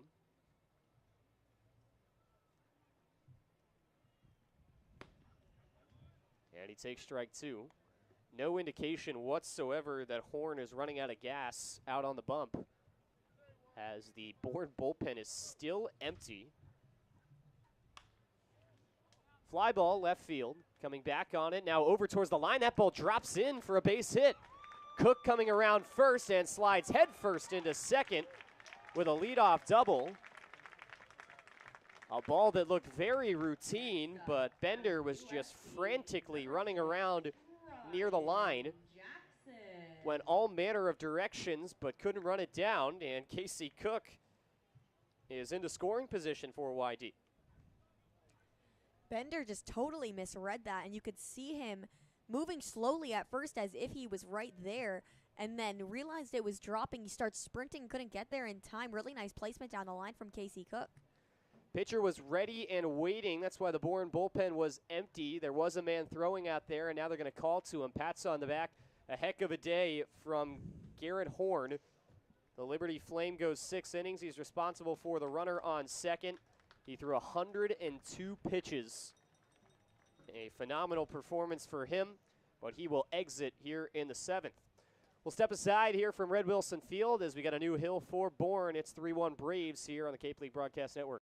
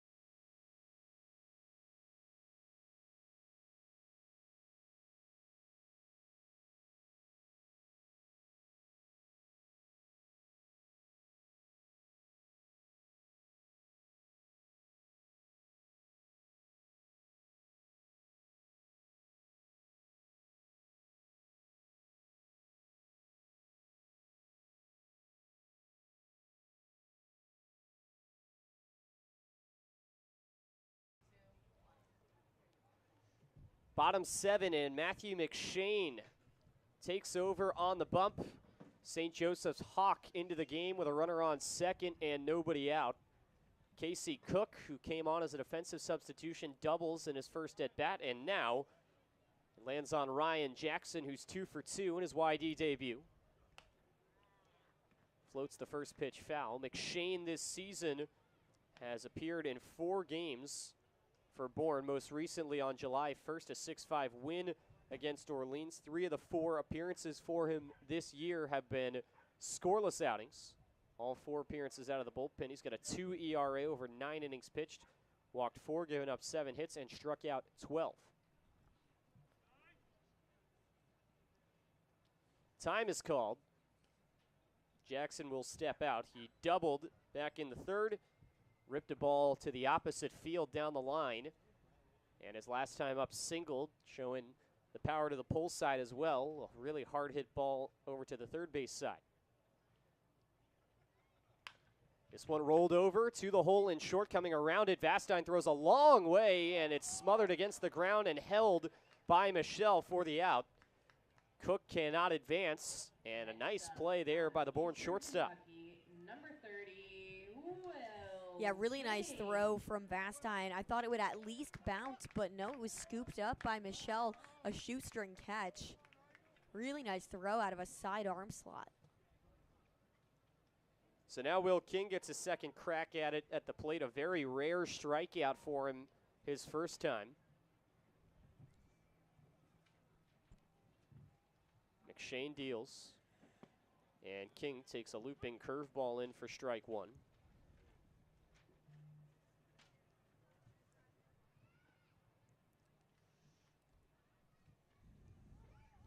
That was King's 4th strikeout this season. Appearing in his 19th game. Next pitch misses outside. It's a ball and a strike. He was highlighted today on a Cape League Analytics Twitter post about his consistency. batting .327. That's top 5 in the league coming into today. Just those 3 strikeouts and 56 plate appearances. Check swings at the 1-1. Peel out to the base umpire. They say no swing, so it's 2 balls and a strike. He does not walk much. He only has walked 1 time this season. Asked him about his hitting approach. He just said he likes to be aggressive. He's not going to let a guy get a free strike. If he sees that a pitcher is going to try to flip something in there to start an at-bat on the first pitch, he's going to swing. And so he doesn't get into a lot of 2-strike or 3-ball counts. And this time he rips one the other way for a base hit. Jackson gets the stop sign at third, and Will King continues to hit the ball well. He goes into right, and that puts him on the corners and turns the lineup over for a hitless R.J. Austin. With Will King, when you see him get out once, you almost feel like he's not going to get out 2 times in a row. That's the level of consistency he's had for the Red Sox, and it's just base hit after base hit. He hasn't hit for power all that much, but he hits it on a line. His launch angle is really solid, just enough to get it over the infield into the shallow outfield, and he does it again here going opposite field, which is unusual. We usually see him pull it more, a lot more than he does go to the other way. R.J. Austin, a ground out, a pop out, and a strikeout for him on the day. He could erase all of that here if he could get a clutch RBI for his team. He'll take a first pitch outside for ball 1. Xander Darby, who is also hitless, is on deck. In fact, now that Will King provided that hit in the 9-hole, these 1 and 2 spots in the order are the only 2 that have not reached base yet for YD. Out hitting Bourne 6-4, but trailing 3-1. Fastball bounced in. Pinckney lost it, but tracks it down on the back heel of R.J. Austin, and no movement from Will King on first. 2 balls and no strikes to Austin, the righty from Vandy.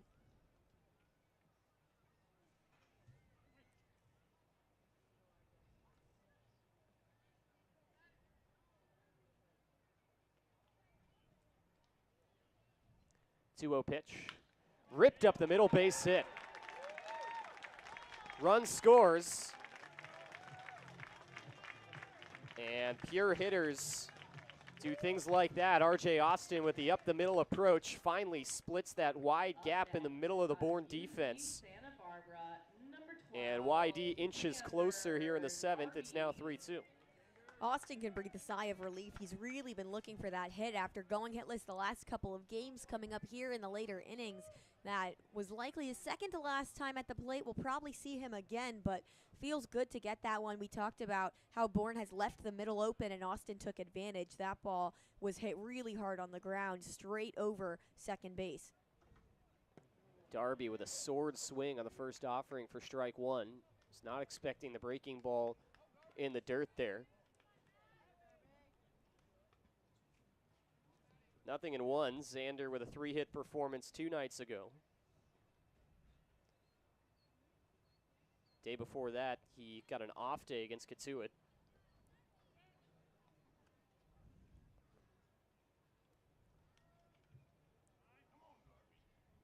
Time called at the plate. No balls and a strike to Xander Darby. YD threatening here with the tying run on second base. Bourne outfield is playing very deep. Base hit could potentially score the tying run. 0-1 check swing. The ball dribbles just to the right. They will say that Darby once again went around on the check. Pinckney tracks it down quickly, and it's 0-2.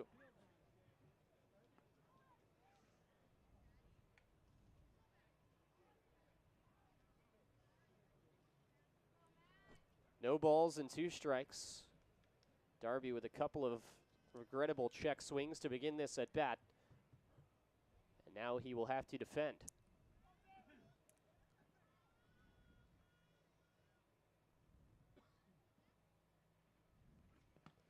That one bounces and it gets away, and Pinckney will not have a play as the runners both move up. So that changes things as it's now a 1-2 count to Darby, and he could give the YD their first lead since back in the 3rd inning. Still just 1 out as well, and with the force now taken out of the equation, we will very likely see Max Vieira, who could also put the ball in play, make something happen for YD if Darby happens to get out. Corner infield in for Bourne. Darby shoots that one foul.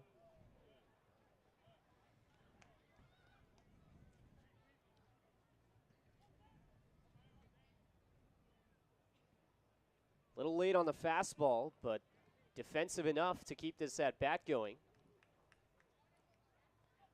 Ball and 2 strikes to Xander. He's driven in 2 this season. He could potentially double that total with a base knock. Swing and a miss. Backdoor breaking ball. That's a really tough pitch to hit. Maybe the best hope there is to foul that off, but instead Darby comes up empty, and it's a strikeout for Matthew McShane. His first out of the bullpen. Max Vieira trying to get this tying run home for YD. Second and third with 2 outs, and Hunter Hines on deck. He's 0 for 2 today, but has reached on a walk. His last time at the plate was a really hard hit liner right over to Jonathan Vastine. Trying to find contact like that again, but find the gaps as well. Takes the first pitch strike. That was really high in the zone. I'm not sure that dropped in enough to be called a strike, but Vieira is down in the count.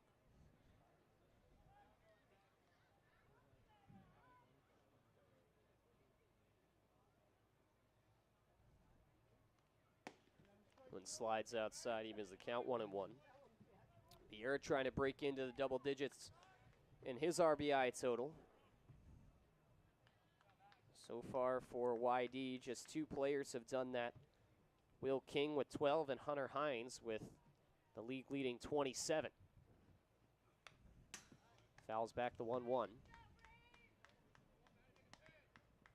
Ball and 2 strikes. McShane, who came in just 1 batter into this inning, inherited that runner on second that came in to score. Trying to pitch his way out of this and keep his team in front.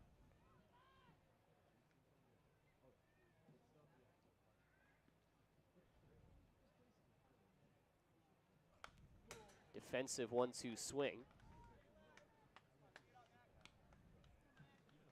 YD with 1 in the 3rd inning. Offense is picked back up to gain them 1 here in the 7th. Chance for more for Max Vieira.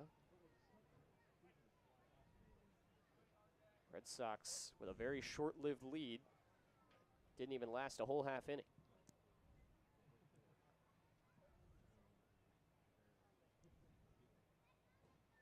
1-2 now.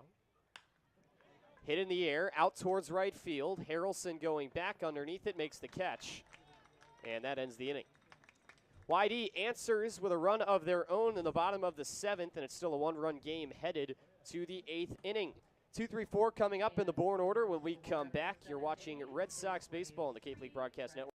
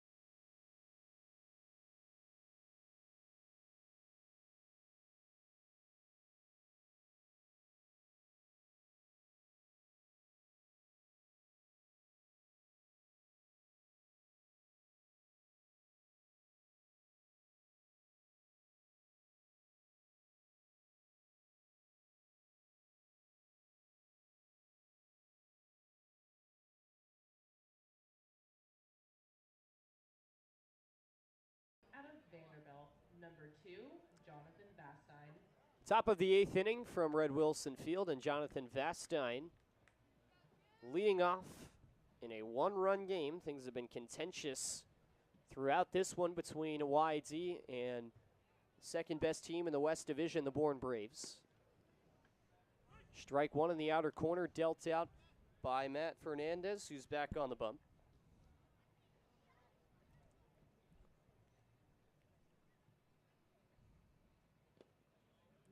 Sinks low and rolls up the back of Vastine. They'll check over to third to see if he swung, and he didn't. It's a really odd play there. It kicked up, rolled up his number, and then over his shoulder into the glove of Will King. Shattered, bat up the middle. Darby comes in and makes the catch. The barrel of that nearly decapitated Matt Fernandez, but that's the first out of the inning. The barrel made its way all the way through the air to behind at second base. That bat was absolutely smashed. So Fernandez gets the weak contact, saws him off, but almost cost him his head. Derek Bender is 0 for 3. He comes up to the plate with the bases empty and 1 out. And a first pitch strike in there by Fernandez, maybe a little extra behind that one. I know the adrenaline was kicking when that bat came up to him near his head. Bender fouls the 0-1 back. For someone with Bender's prowess at the plate, he hammered YD the first time around, but in the last 2 games has just 1 hit. Batting 1,000 this year against Matt Fernandez. Takes ball 1 high.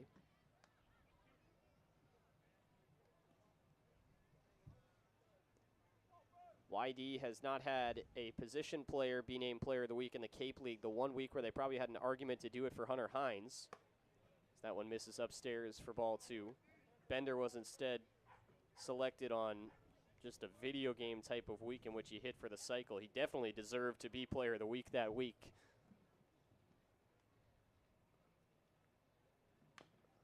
That one rolled foul. That same week when Hunter Hines hit a couple of home runs. Probably would have been Player of the Week any other week of the season, but not that week. Bender hitting for the cycle. Very high average as well. He's hitting .433 this season, but mentioned the late struggles for him. Golfs this one out to right. Casey Cook over towards the line, and he makes the catch. Just barely in fair territory for the second out. Brings up Caden Bodine. Number 45, Caden Bodine. It's felt like a semi-flat day for Bourne in terms of offense, but they have the lead, thanks in part to some defensive issues for YD and some free passes. They haven't come in numbers, but Bourne has done a really good job taking advantage of the couple of free passes that have been dealt out by YD pitching. Big swing and a miss from Bodine for strike 1. Fernandez now just in 0 mode, trying to eat up some innings and give his bats a chance to get back into this game. And a swing and a miss for strike 2. He could help them out a whole lot here if he could retire this side on this batter and go quickly through this top of the 8th. YD feels like has built a little momentum with their offense and what they did in the last inning. Swing and a miss on the 0-2, and that'll do it for the top of the 8th. 1-2-3 to the middle of the Braves order in the inning, and as we head to the bottom of inning number 8, it's still 3-2 Braves. YD looking to claw back. Hines, Gleed, and Day due up when we return on the Cape League Broadcast Network.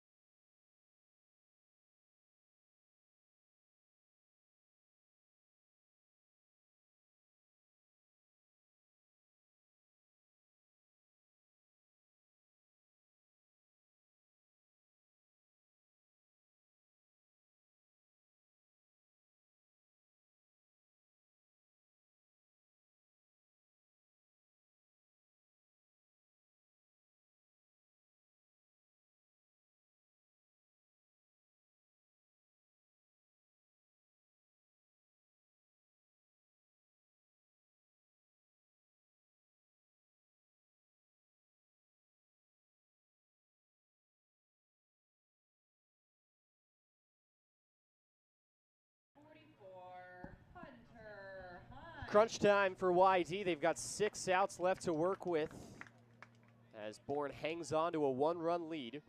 Hunter Hines leading off for the Red Sox. He walked his last time up after starting his day with a pair of strikeouts. First time he'll see McShane, who deals him a first pitch ball off the corner. Hunter can tie this game with one swing of the bat. We've certainly seen that pop that he carries throughout the season. 8 home runs, which misses outside for ball 2. He leads the league in home runs and RBIs. That's happened 22 times in Cape League history. Hines trying to be the 23rd to accomplish that feat. But right now, Bourne not giving him anything to swing at. 3-0 the count to the Mississippi State Bulldog. McShane working through his second inning in relief. Gave up a run off an inherited runner in the last inning, but none that will go against him. And that's ball 4. Hines walks for the second straight plate appearance. And the tying run is aboard for YD in the 8th. Dub Gleed is 1 for 3. And he comes up to the plate having seen the ball pretty well today. McShane shook his head a little bit at that, but with a smile on his face. I think for Hines, he was trying to pitch around the zone, and if you miss, you miss, but he didn't want to leave one over the plate. He'd rather put Hines on first than give him his 10th home run of the season, 9th home run of the season, 9th. Pinch runner out of the YD dugout. Nathan Archer will run for the DH Hunter Hines. It was likely the last at bat Hines was going to get, unless maybe we would go to extra innings. And so Scott Pickler will replace his DH. Nathan Archer's got plenty of speed, we know that. And he takes over at first base. The batter is Dub Gleed, corner infield in, and the first pitch is a breaking ball strike at the top part of the zone.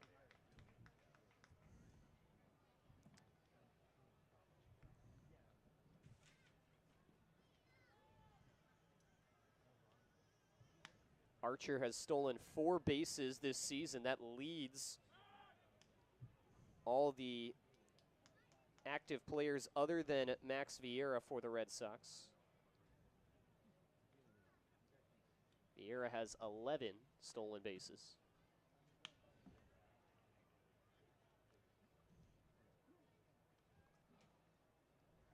No balls and a strike. Archer swinging his arms, and there he goes. Pitch is fouled off. No balls and 2 strikes to Dub Gleed. Might have been a run and hit there that Gleed just liked the pitch for. It was on the bottom part of the zone. Another sign from Scott Pickler. No balls and 2 strikes to Dub.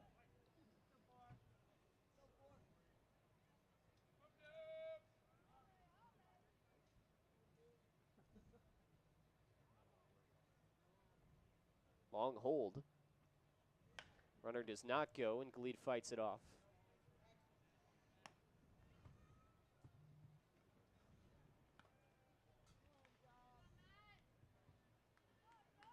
No balls and 2 strikes.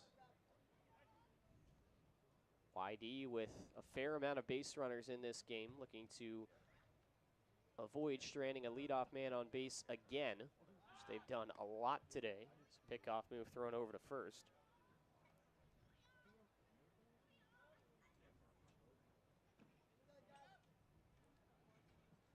They've had runners on base with nobody out a few times and have failed to score them.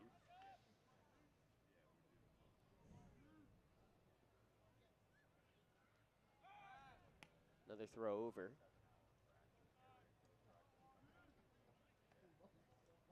All of YD's runs, though, have come across on someone who got on base with nobody out. You had the home run from Brady Neal back in the 3rd inning to lead it off, and then in his spot, Casey Cook, as the runner goes. Throw down to second is not in time. He slid around it. And Nathan Archer swipes it into scoring position as Gleed takes ball 1. What a slide from Nathan Archer. It was a nice throw from Pinckney and a good tag put on, but managed to get around. More impressively, managed to stay on the bag. He slid all the way over it and kept just the tip of his toe on the bag. Called time to stand up. So a ball and 2 strikes. Gleed could tie the game with a base hit. Lifts this one out towards right field. Harrelson coming over. He makes the catch. Archer will tag for third. The throw is a cannon in, but it is cut off by Vastine. And the runner moves up to third. So that's big because it opens up sac fly territory for Brady Day. Gleed won't get a hit for it, but in moving the runner over the course of his at-bat from first to third, feel that he did his job. Brady Day now at the plate. Bourne threw back to second base to see if the umpires would rule that Nathan Archer left early, but they say he didn't. Infield coming in for Bourne, and Brady Day is 0 for 2 with a fielder's choice and a walk. Ground out to second his last time.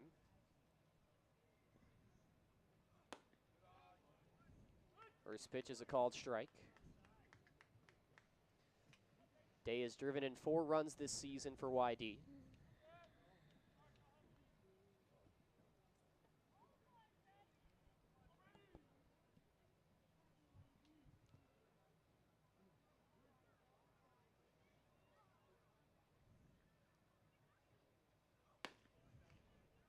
And he takes outside 1-1. Well, Red Sox are down to their final 5 outs. So they've got a pitcher warming up. 2 of them actually in the bullpen that are working. One of them is just going through his motion though without a ball. 1-1 the count, the pitch today. And he cracks this one, looper up the middle. That's a base hit. Run comes in to score. The Bourne infield came in to guard the ground ball to try and bring in the run, and they paid for it. That might have been caught if they were back in their normal positions in the infield. But it's a single for Brady Day, and we're tied in the 8th. What a huge moment for Day, who's been so good lately but hasn't had a hit today. Well, he gets one there in the biggest possible spot. Now Casey Cook, who also has been struggling at the plate lately, but his last time around put a really nice double down the third base line. So YD today coming up. Pitch nearly hits him. Got a bit of a gift his last time up, but that's sometimes what you need when you're coming out of a slump. Hit a ball pretty well, but it was a fly ball out to left that probably should have been caught, and Bender just took an awkward route, and it dropped in front of him. Strike 1 in the outer corner.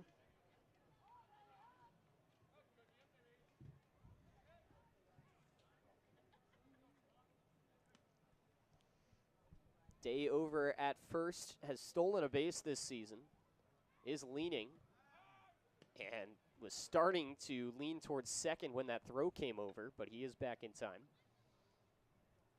He's already been caught in the middle once, and today does not want that with momentum going YD's way, and still just 1 out.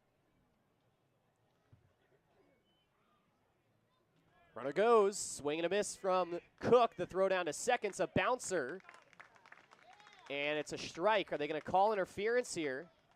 They are on Casey Cook.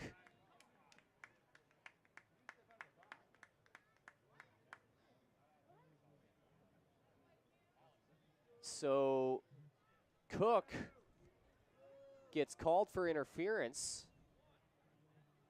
And now Scott Pickler wants to know Kevin Peterson's thoughts on this.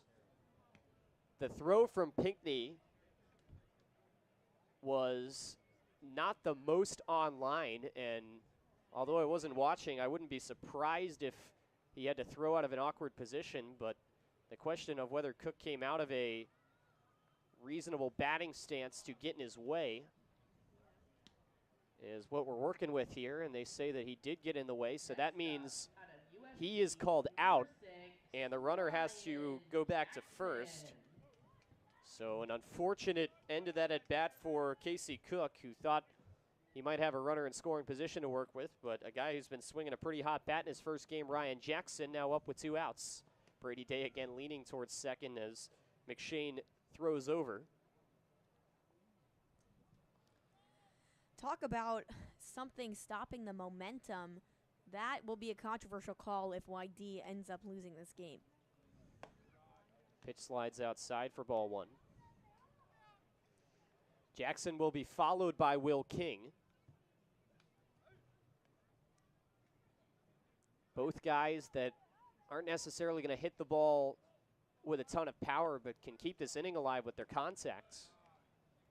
Jackson also does this. He gets ahead and counts. He takes ball 2.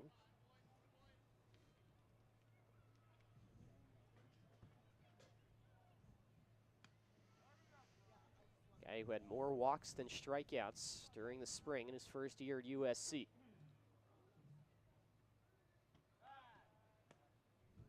Check on the runner at first.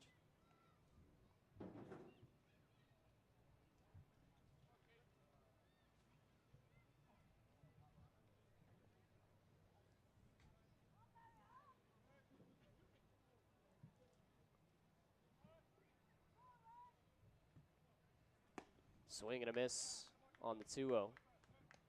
Still a hitter's count to Jackson at 2 balls and a strike.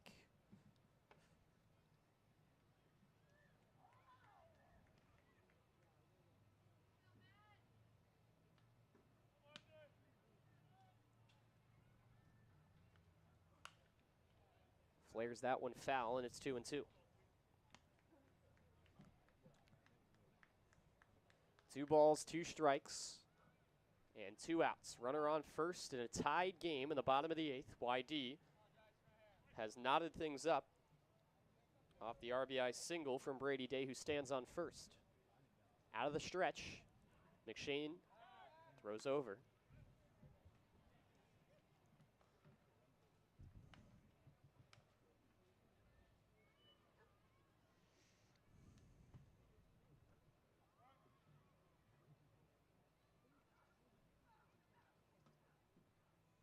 Runner goes. 2-2 is outside. No, it's a called strike 3, and Brady Day will not get the attempt at stealing the bag. Late called strike there from Kevin Peterson, but that one clipped the edge of the zone, and that ends the inning. YD, though, gets the all-important tying run in the 8th, and we head to the 9th inning. It's a tied game between the Red Sox and the Bourne Braves. Stay tuned. A fun finish is on the way from Red Wilson Field. You're watching YD Baseball on the Cape League.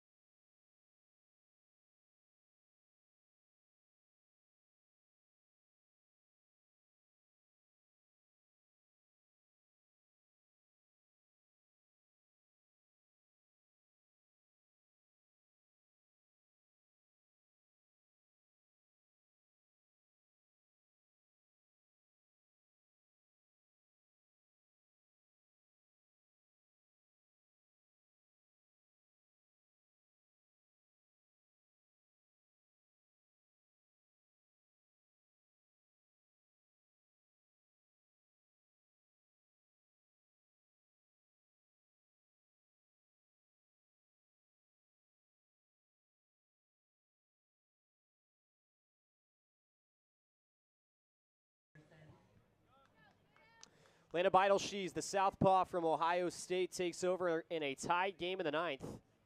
And a first pitch is flared foul against Sam Peterson, Frustrating day for him at the plate. He's 0 for 2 with 2 strikeouts and a catcher pop. Beidelshees, 18 strikeouts in 12 innings for him this season. And gets a swing and miss on the 0-1. ERA even at 3 for the Buckeye, whose teammate just arrived today, is not active yet as the 0-2 is cranked foul.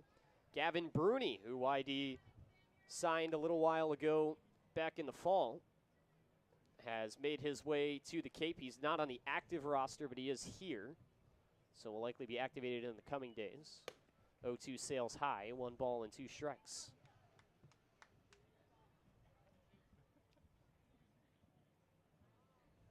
The wind and the 1-2 as a breaking ball upstairs. 2 balls and 2 strikes for Beidelshees, sophomore from Canfield, Ohio. Lost the grip on that one, and it's 3-2. He's walked 6 in 12 innings this season. Started a game. That was his most recent appearance against Brewster. And the 3-2 was outside for ball 4. Beidelshees was getting ready to take a lap around the mound, but Sam Peterson instead put on base for the first time. And he serves as the go-ahead run. Garrett Michelle is hitless, 0 for 3. But an advantageous lefty on lefty here for Landon Beidelshees. Third pitcher YD has used so far. He'll check on the runner over at first. Final line on Matt Fernandez. 3 innings pitched, 1 hit, 1 run. That was earned. A walk and 3 strikeouts for the Pitt Panther. 9 total strikeouts across the first 2 pitchers that YD has thrown. Fastball hit over to first. Gleed goes to second for the first out and back on to first. It's a 3-6-3 double play to clear the bases. That was such a heads-up play from Dub Gleed, going immediately to second. Didn't even hesitate, gets back to the bag, and all of a sudden the base paths are clear with 2 outs. Absolutely huge for a tie ball game in the 9th. Arizona State, number 3, New Contradas scored the last run of this game for Bourne. And he comes up with the bases empty and 2 gone. Beidelshees pumps in a first pitch strike.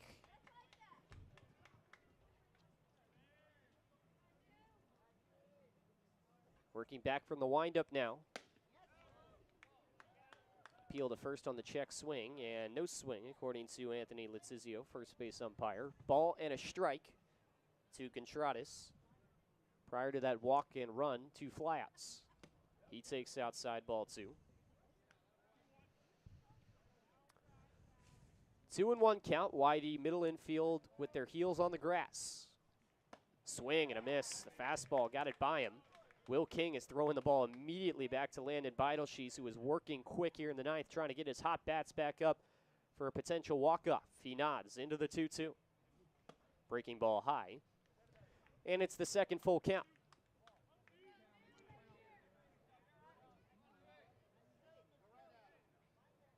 Beidelshees takes the second, now the payoff. Nubbed foul off the end of the bat. Still 3 balls and 2 strikes to Contradas, trying to avoid being a strikeout victim here for the first time in his Cape League debut.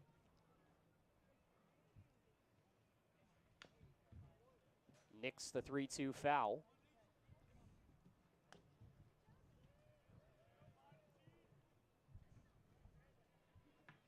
Full count, 2 outs.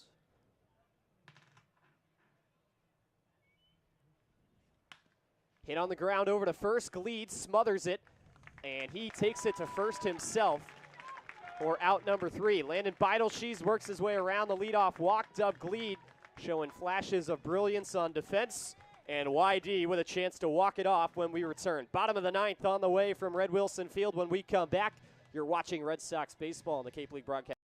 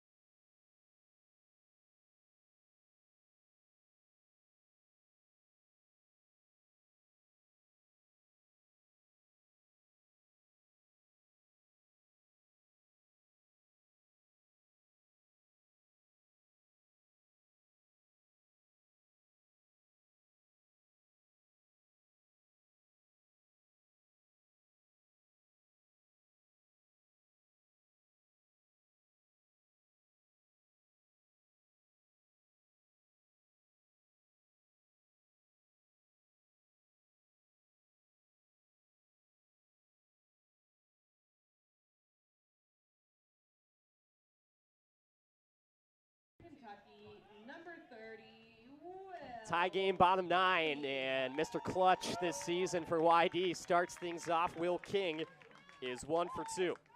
Matthew McShane retakes the bump for Bourne. Gave up the tying run in the last inning in the 8th.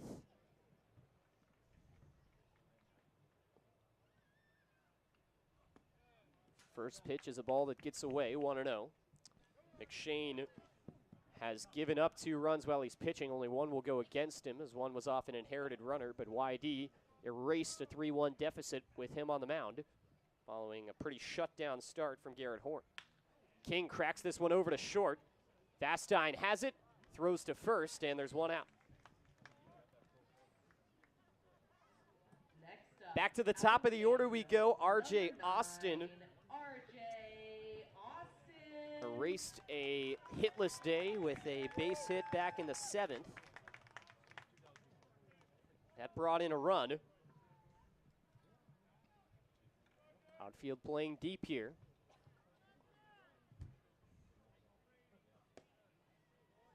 Takes the ball below the zone on a breaking ball. Xander Darby is on deck for the Red Sox.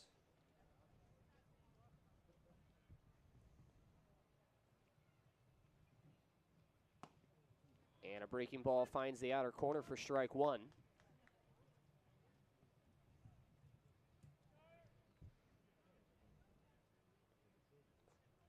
A nod from McShane. Breaking ball, chopper to third, high hopper, it's off the glove of Contreras. And Austin reaches safely. Contreras came in on that one and then second guessed himself and tried to backpedal, but couldn't make the play over his head. And the winning run is on first base with 1 out for Xander Darby. That's a classic RJ Austin hit. Get on base in any way possible. That was scored, however, as the first error for Bourne. Darby is 0 for 4. He's the only player for YD that has not reached base. Now we see a coach out of the dugout for Bourne. They have a lefty warming up in the bullpen. So a runner on first. RJ Austin has been very active on the base paths throughout the summer. Wasn't extremely active during the spring season. They will call to the bullpen. We will keep you here for it. Bottom 9 in a tied game. Austin this season has stolen 3 bags for YD. And so that winning run is on first. Almost, Perri, felt like this rally that we've seen from YD. It hasn't been an explosion by any means, but kind of felt like it was coming. It hasn't been, despite the lack of runs scored up until the 7th inning, due to the fact that they weren't hitting the ball. There were guys on base, plenty of them. It was just they didn't really have that breakthrough type of play. And now that they've started to get it, it really feels like they're in a good spot going into this 9th inning, and now with a runner on base.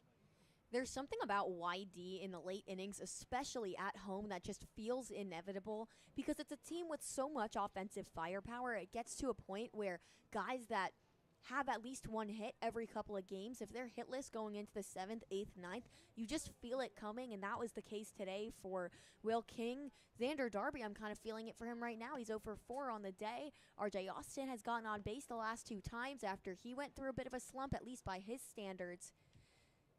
And with a tie ball game in the bottom of the 9th, you have absolutely nothing to lose. So I think YD is going to be aggressive. The sun is still shining, so there won't be a darkness delay even if we head to a 10th inning. It's really bright for 7:22 p.m. So Bourne might be playing for the splits a little bit here for the lefty, Xander Darby, as they bring on the left-hander Ryan Free, who makes just his 3rd appearance of the season. The other coming against the Red Sox, who hit him up pretty well in just his 1 inning of work. He gave up a walk and 2 hits and a pair of earned runs while facing 6 batters. Comes in relief of Matthew McShane. 7.36 ERA this season. That appearance against YD was back on June 29th. More recent of the couple of games between these two teams so far. He has also pitched once since then. on July 2nd. 5 days ago, went 2 2/3 and got a winning decision out of the bullpen in a 7-6 victory over Falmouth. Carries a very, very sharp off-speed slider type of pitch. However, his last time against YD, he only faced 5 batters and allowed 2 earned runs off 2 hits and a walk. He had 1 strikeout. It was a 4.5 whip. Not a great outing for Ryan Free against a very similar YD lineup that's coming up to the plate right now. Fastball in the low 90s, 54% of the time to lefties. Changeup, or beg your pardon, curveball 10%, slider 35%. That's what Xander Darby can expect here at the plate. Runner on first with 1 out.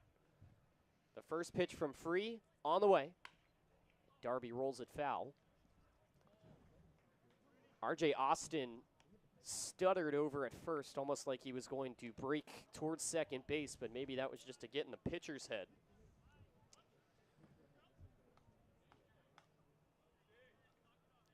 Darby trying to come up clutch for the Red Sox and crack a hitless day. Max Vieira following behind him in the on-deck circle. Free will throw over.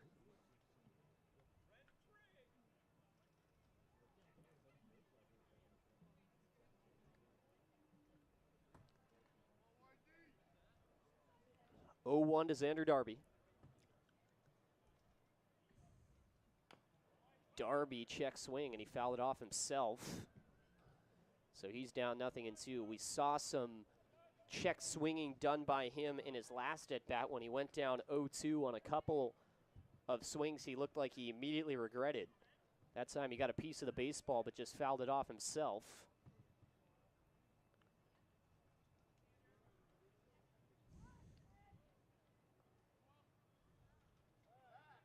Darby will await the 0-2 pitch following the pickoff as Austin faked towards second and drew a throw.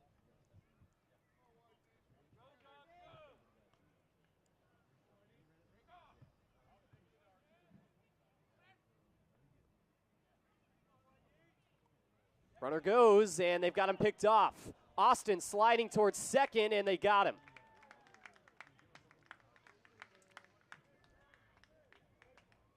Thought it was coming at some point. And a crushing blow to the YD momentum as RJ Austin gets picked off. And now Ryan Free is just 1 pitch away from getting out of the inning.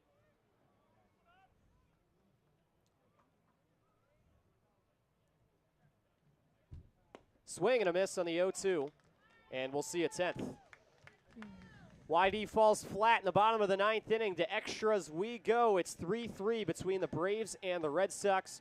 You're watching YD Baseball on the Cape League Broadcast Network.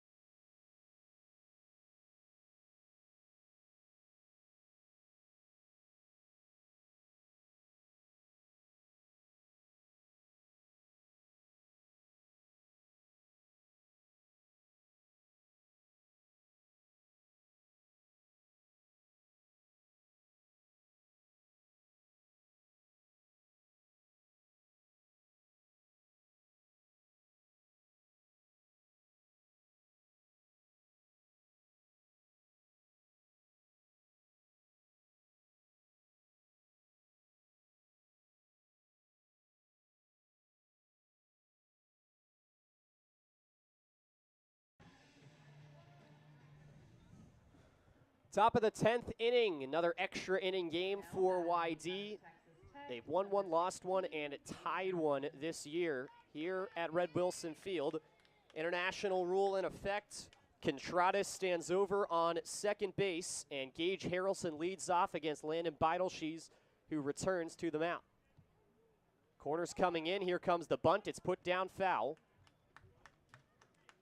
Scott Landers given the philosophy to steal a lot of bags. You imagine that the small ball and the bunt was coming in extra innings.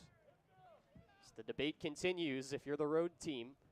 With that automatic runner on second, whether you lay it down, Will King gives a sign to his infield. Beidelshees can draw another foul bunt here. He might force Harrelson to go swinging.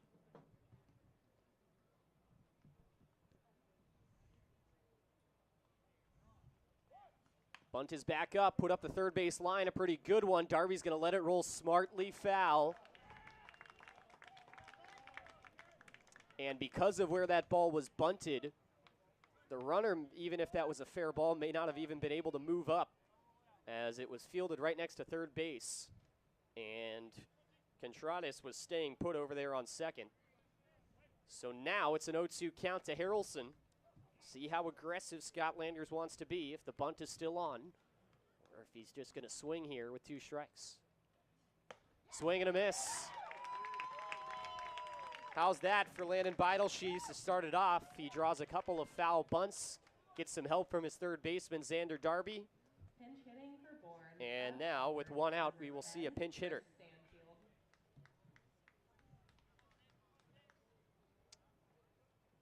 It's Chris Stanfield, the sophomore from Auburn, hitting .345 this year, 10 for his first 29.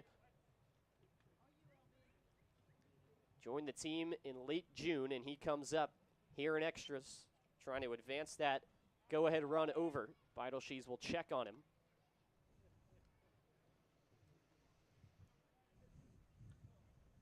First pinch hitter for the Braves. Second sub they've made as they brought Derek Bender out in left field as a defensive sub already.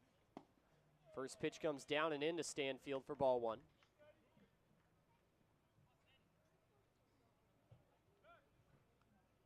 He pinch hits for Hugh Pinckney, who had a strong day at the plate. He was 2 for 3, reaching base all 3 times. That one misses off the corner for ball 2. Coaching staff for Bourne trying to ride the numbers here and bring in the .345 hitter to get him a clutch knock here in the 10th. 2-0. Swing and a miss. Tied up the hitter, brought it in on him. Stanfield swings over the top for strike 1. Brady Day covering the bag at second. A lot of room on that right side of the infield. 2-1, a check swing, he went around. Strike 2.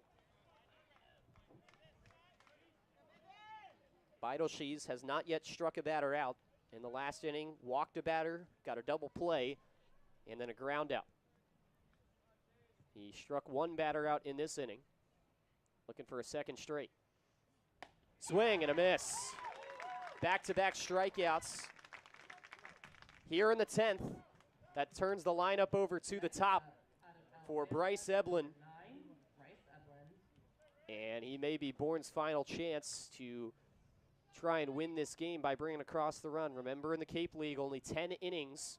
So if Bourne cannot bring that run across, the best they can settle for would be a tie. If we remained knotted up at 3 through 10. First pitch is fouled off for strike 1. How about that for Landon Beidelshees? 2 strikeouts in a row, showing out not only for his teammate who showed up today, the Red Sox, and also his parents who were announced over the PA earlier tonight. They came in all the way from Ohio. They're here to watch their son come in the 9th. 0-1 is rolled over foul for strike 2. Made the trip from Canfield.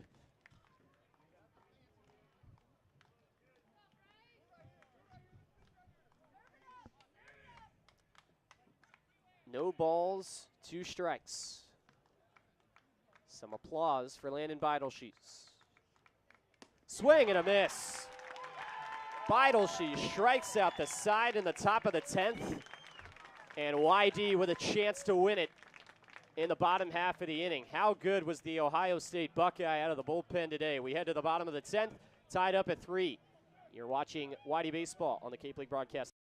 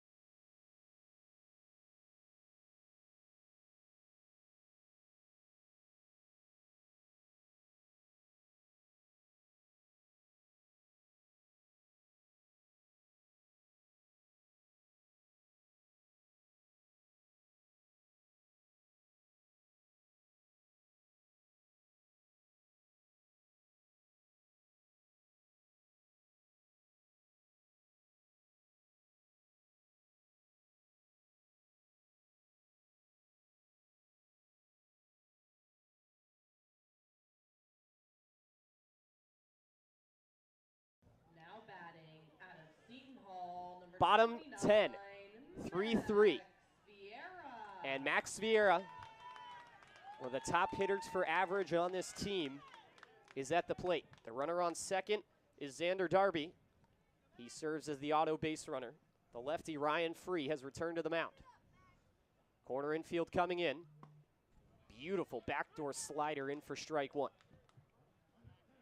Vieira, interestingly, did not push the bunt up towards first base. Michelle playing pretty heavily for it, as he has come pretty far down on the grass. Corners are in. Scott Pickler likes to play small ball, but maybe going to let one of his best bats in the lineup go swinging here. Now the bunt's out. And it's down up the third base line and foul. So a tough break there for Max. He was trying to bunt that one away from the shift for Bourne, where they brought Michelle in on the first base grass. Contradas was also in on the grass at third, but he was much further back and tried to pull that bunt up the third base side instead of pushing it down first. Much harder to get that in fair territory. So Vieira's down 0-2.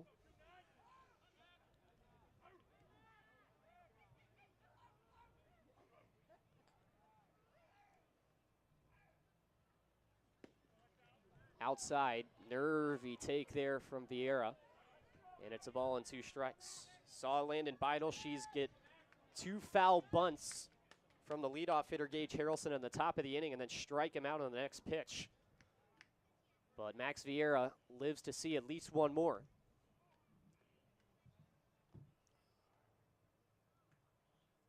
The 1-2. Hit up in the air, foul ground on the right side. Chasing after it, Michelle runs out of room, and that one lands on top of the dugout. And a very, very fortuitous carry there for YD as it allows Max Vieira to see another pitch. Nathan Archer came on as a pinch runner, waiting in the on-deck circle. He will bat for Hunter Hines after he came into the game for him in the 8th. Stole a bag and scored a run.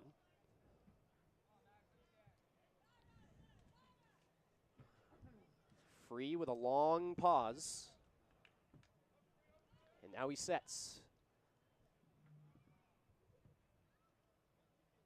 1-2 gets away. And the runner moves up to third base. A sac fly could win it. See if Braves make any changes here, and now it does look like their outfield is going to come in a couple of steps. All Max has to do now is hit one out. The shortstop, Jonathan Vastine, signaling for his outfield to come further in, maybe bring someone onto the infield, but instead they will stay put out in the pasture. 2 balls, 2 strikes to Vieira.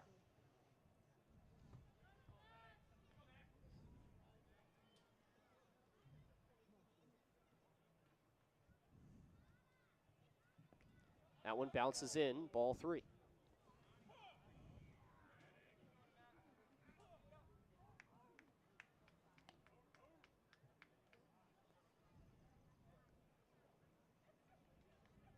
Three balls, 2 strikes to Max Vieira. 2 bases open for Ryan Free.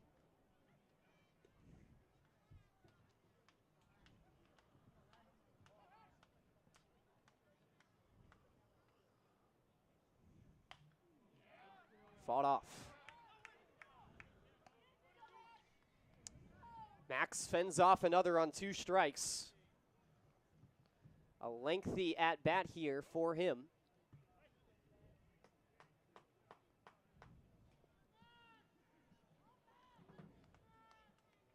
Another pitch incoming in the high single digits. Max flares this one up to the right side, coming over on it. Harrelson has it in the glove. Runner bluffs from third as the throw comes in, but he stays put.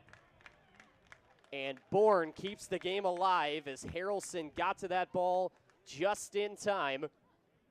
On the right side, there's one gone. Sac fly is still in play. Number 17, Nathan. And now if you're Bourne, do you think about maybe intentionally walking Nathan Archer to try and set up the double play? It looks like they're going to pitch to him. Archer started the season off strong, hit a bit of a mini slump, but has been doing well again lately. Just needs a ball in the outfield to potentially win it for the Red Sox. Big cut and a miss for strike 1.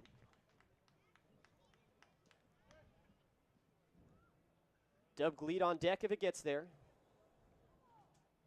A warning potentially issued to Free as there was an eruption on the Bourne side of things.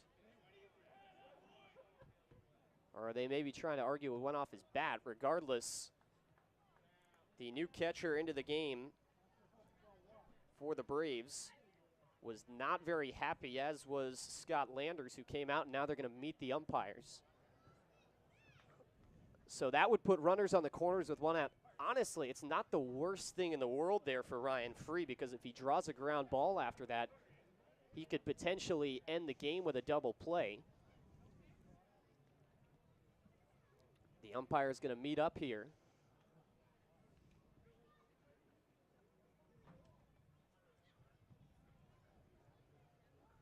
So Nathan Archer, for right now, reaches on the hit by pitch. If they ruled this a foul ball, it would be 0-2. Long conversation happening right now on the right side of the mound between the 3 umpires. If this stands, assuming it will, runners would be on the corners with 1 out for Dub Gleed. He's on a 1-for-4 day with a single, a fielder's choice, and 2 flyouts. And the flyouts, depending on how they are, could potentially do it for this game. They're going to hold up the call, and Scott Landers is irate out of the Bourne dugout. I really can't imagine what they think happened other than maybe it hit off the bat. I thought it went off his back. He didn't lean into it at all, so I don't think that would be what they're upset about. Sign coming from behind the plate. But Landers, he was not happy, and so now for Bourne, they're keeping Contradas in at third. Over at first, Michelle has to hold the runner on, and the middle infield is in double play depth. Dub Gleed at the plate.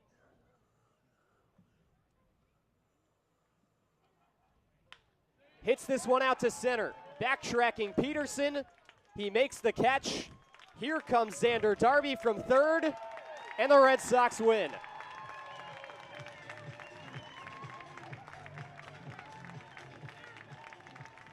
YD completes a thrilling late inning comeback. It's a walk-off sac fly for Dub Gleed. And the Red Sox tossing the water on him out in center field. Win another one, their second in a row. And continue to prove this team has that serious clutch factor that's needed to make a very deep run into August. There's something about this team, they will never ever disappoint at home. They love Red Wilson Field, they know how to play it. They've kept things close with Bourne and battled back again in the late innings. Something about it, it's so exciting. You know you're coming to Red Wilson, you're going to have a good time. And the Red Sox extend their lead in the East, come back from a 2-run deficit, overcome the defensive difficulties that plagued them throughout this game with the walk-off win. And for Dub Gleed, he was great today, and to have that walk-off sac fly, that moment for him is just really, really boosts your confidence, and that has to feel so good. Really happy for him, really happy for the rest of the team. Dub Gleed delivers the game-winning RBI. He had a really strong defensive day at third base as well for YD. Winning pitcher in this one will be Landon Beidelshees, as the losing pitcher is Ryan Free. In the final line score, YD 4 runs off 8 hits, 2 errors, and 8 left. Bourne with 3 runs off 4 hits, 1 error, and 5 left. Perri, this team, they just play with so much confidence. This was a game that they trailed for the majority of it. They went into that 7th inning. They gave up the run that kind of felt like a backbreaker almost, and it feels like this team continues to just come off the mat. They were by no means counted out of it, but there were times throughout this game, even looking to the 9th inning, you have that winning run on base, and then R.J. Austin gets picked off. There are so many times where it seems like they're finally going to get the air taken out of their sails a little bit, and this team has just continued to find a way all season long. Absolutely, Luke. And also at the beginning of the game, we talked about the new faces for YD, Brady Neal, Ryan Jackson. Both of them came up huge today. Ryan Jackson, a double and a single. Brady Neal, a solo home run. So for them to come out today, adding to the confidence of this team, they batted up and down the lineup. The rest were just singles, walks, hit by pitch, get on base any way possible, win any way possible. That's the philosophy for this team, and it's really, really been working for them, as you can see. Based on the rankings and based on how many comebacks, that's their 3rd walk-off of the season. YD completes the victory. With that, the Red Sox improve to 13-8-1 and continue to lead the East Division. They will be back in action in a cross-divisional matchup. Very, very exciting one tomorrow. Make sure to come out to Red Wilson if you can for a 4:45 start against the Wareham Gatemen. It is YD's 100th anniversary Cape Cod League celebration tomorrow, as the Red Sox will host the Gatemen. There will be some art on sale, some really cool pieces highlighting some of the great players that have come through South Yarmouth on their route to the big leagues. And there will also be a very, very special surprise in store. Make sure to get there early tomorrow. 4:45 is the first pitch between the Red Sox and the Wareham Gatemen. Another thriller. This team continues to entertain. Final score here on this Friday is Yarmouth Dennis 4 and Bourne 3. Red Sox are still in first place. We'll be back tomorrow. Until then, for Tedeschi, our producer, and Perri Kitei, my great partner, Luke Poley, saying so long from South Yarmouth. Red Sox win it once again in walk-off fashion.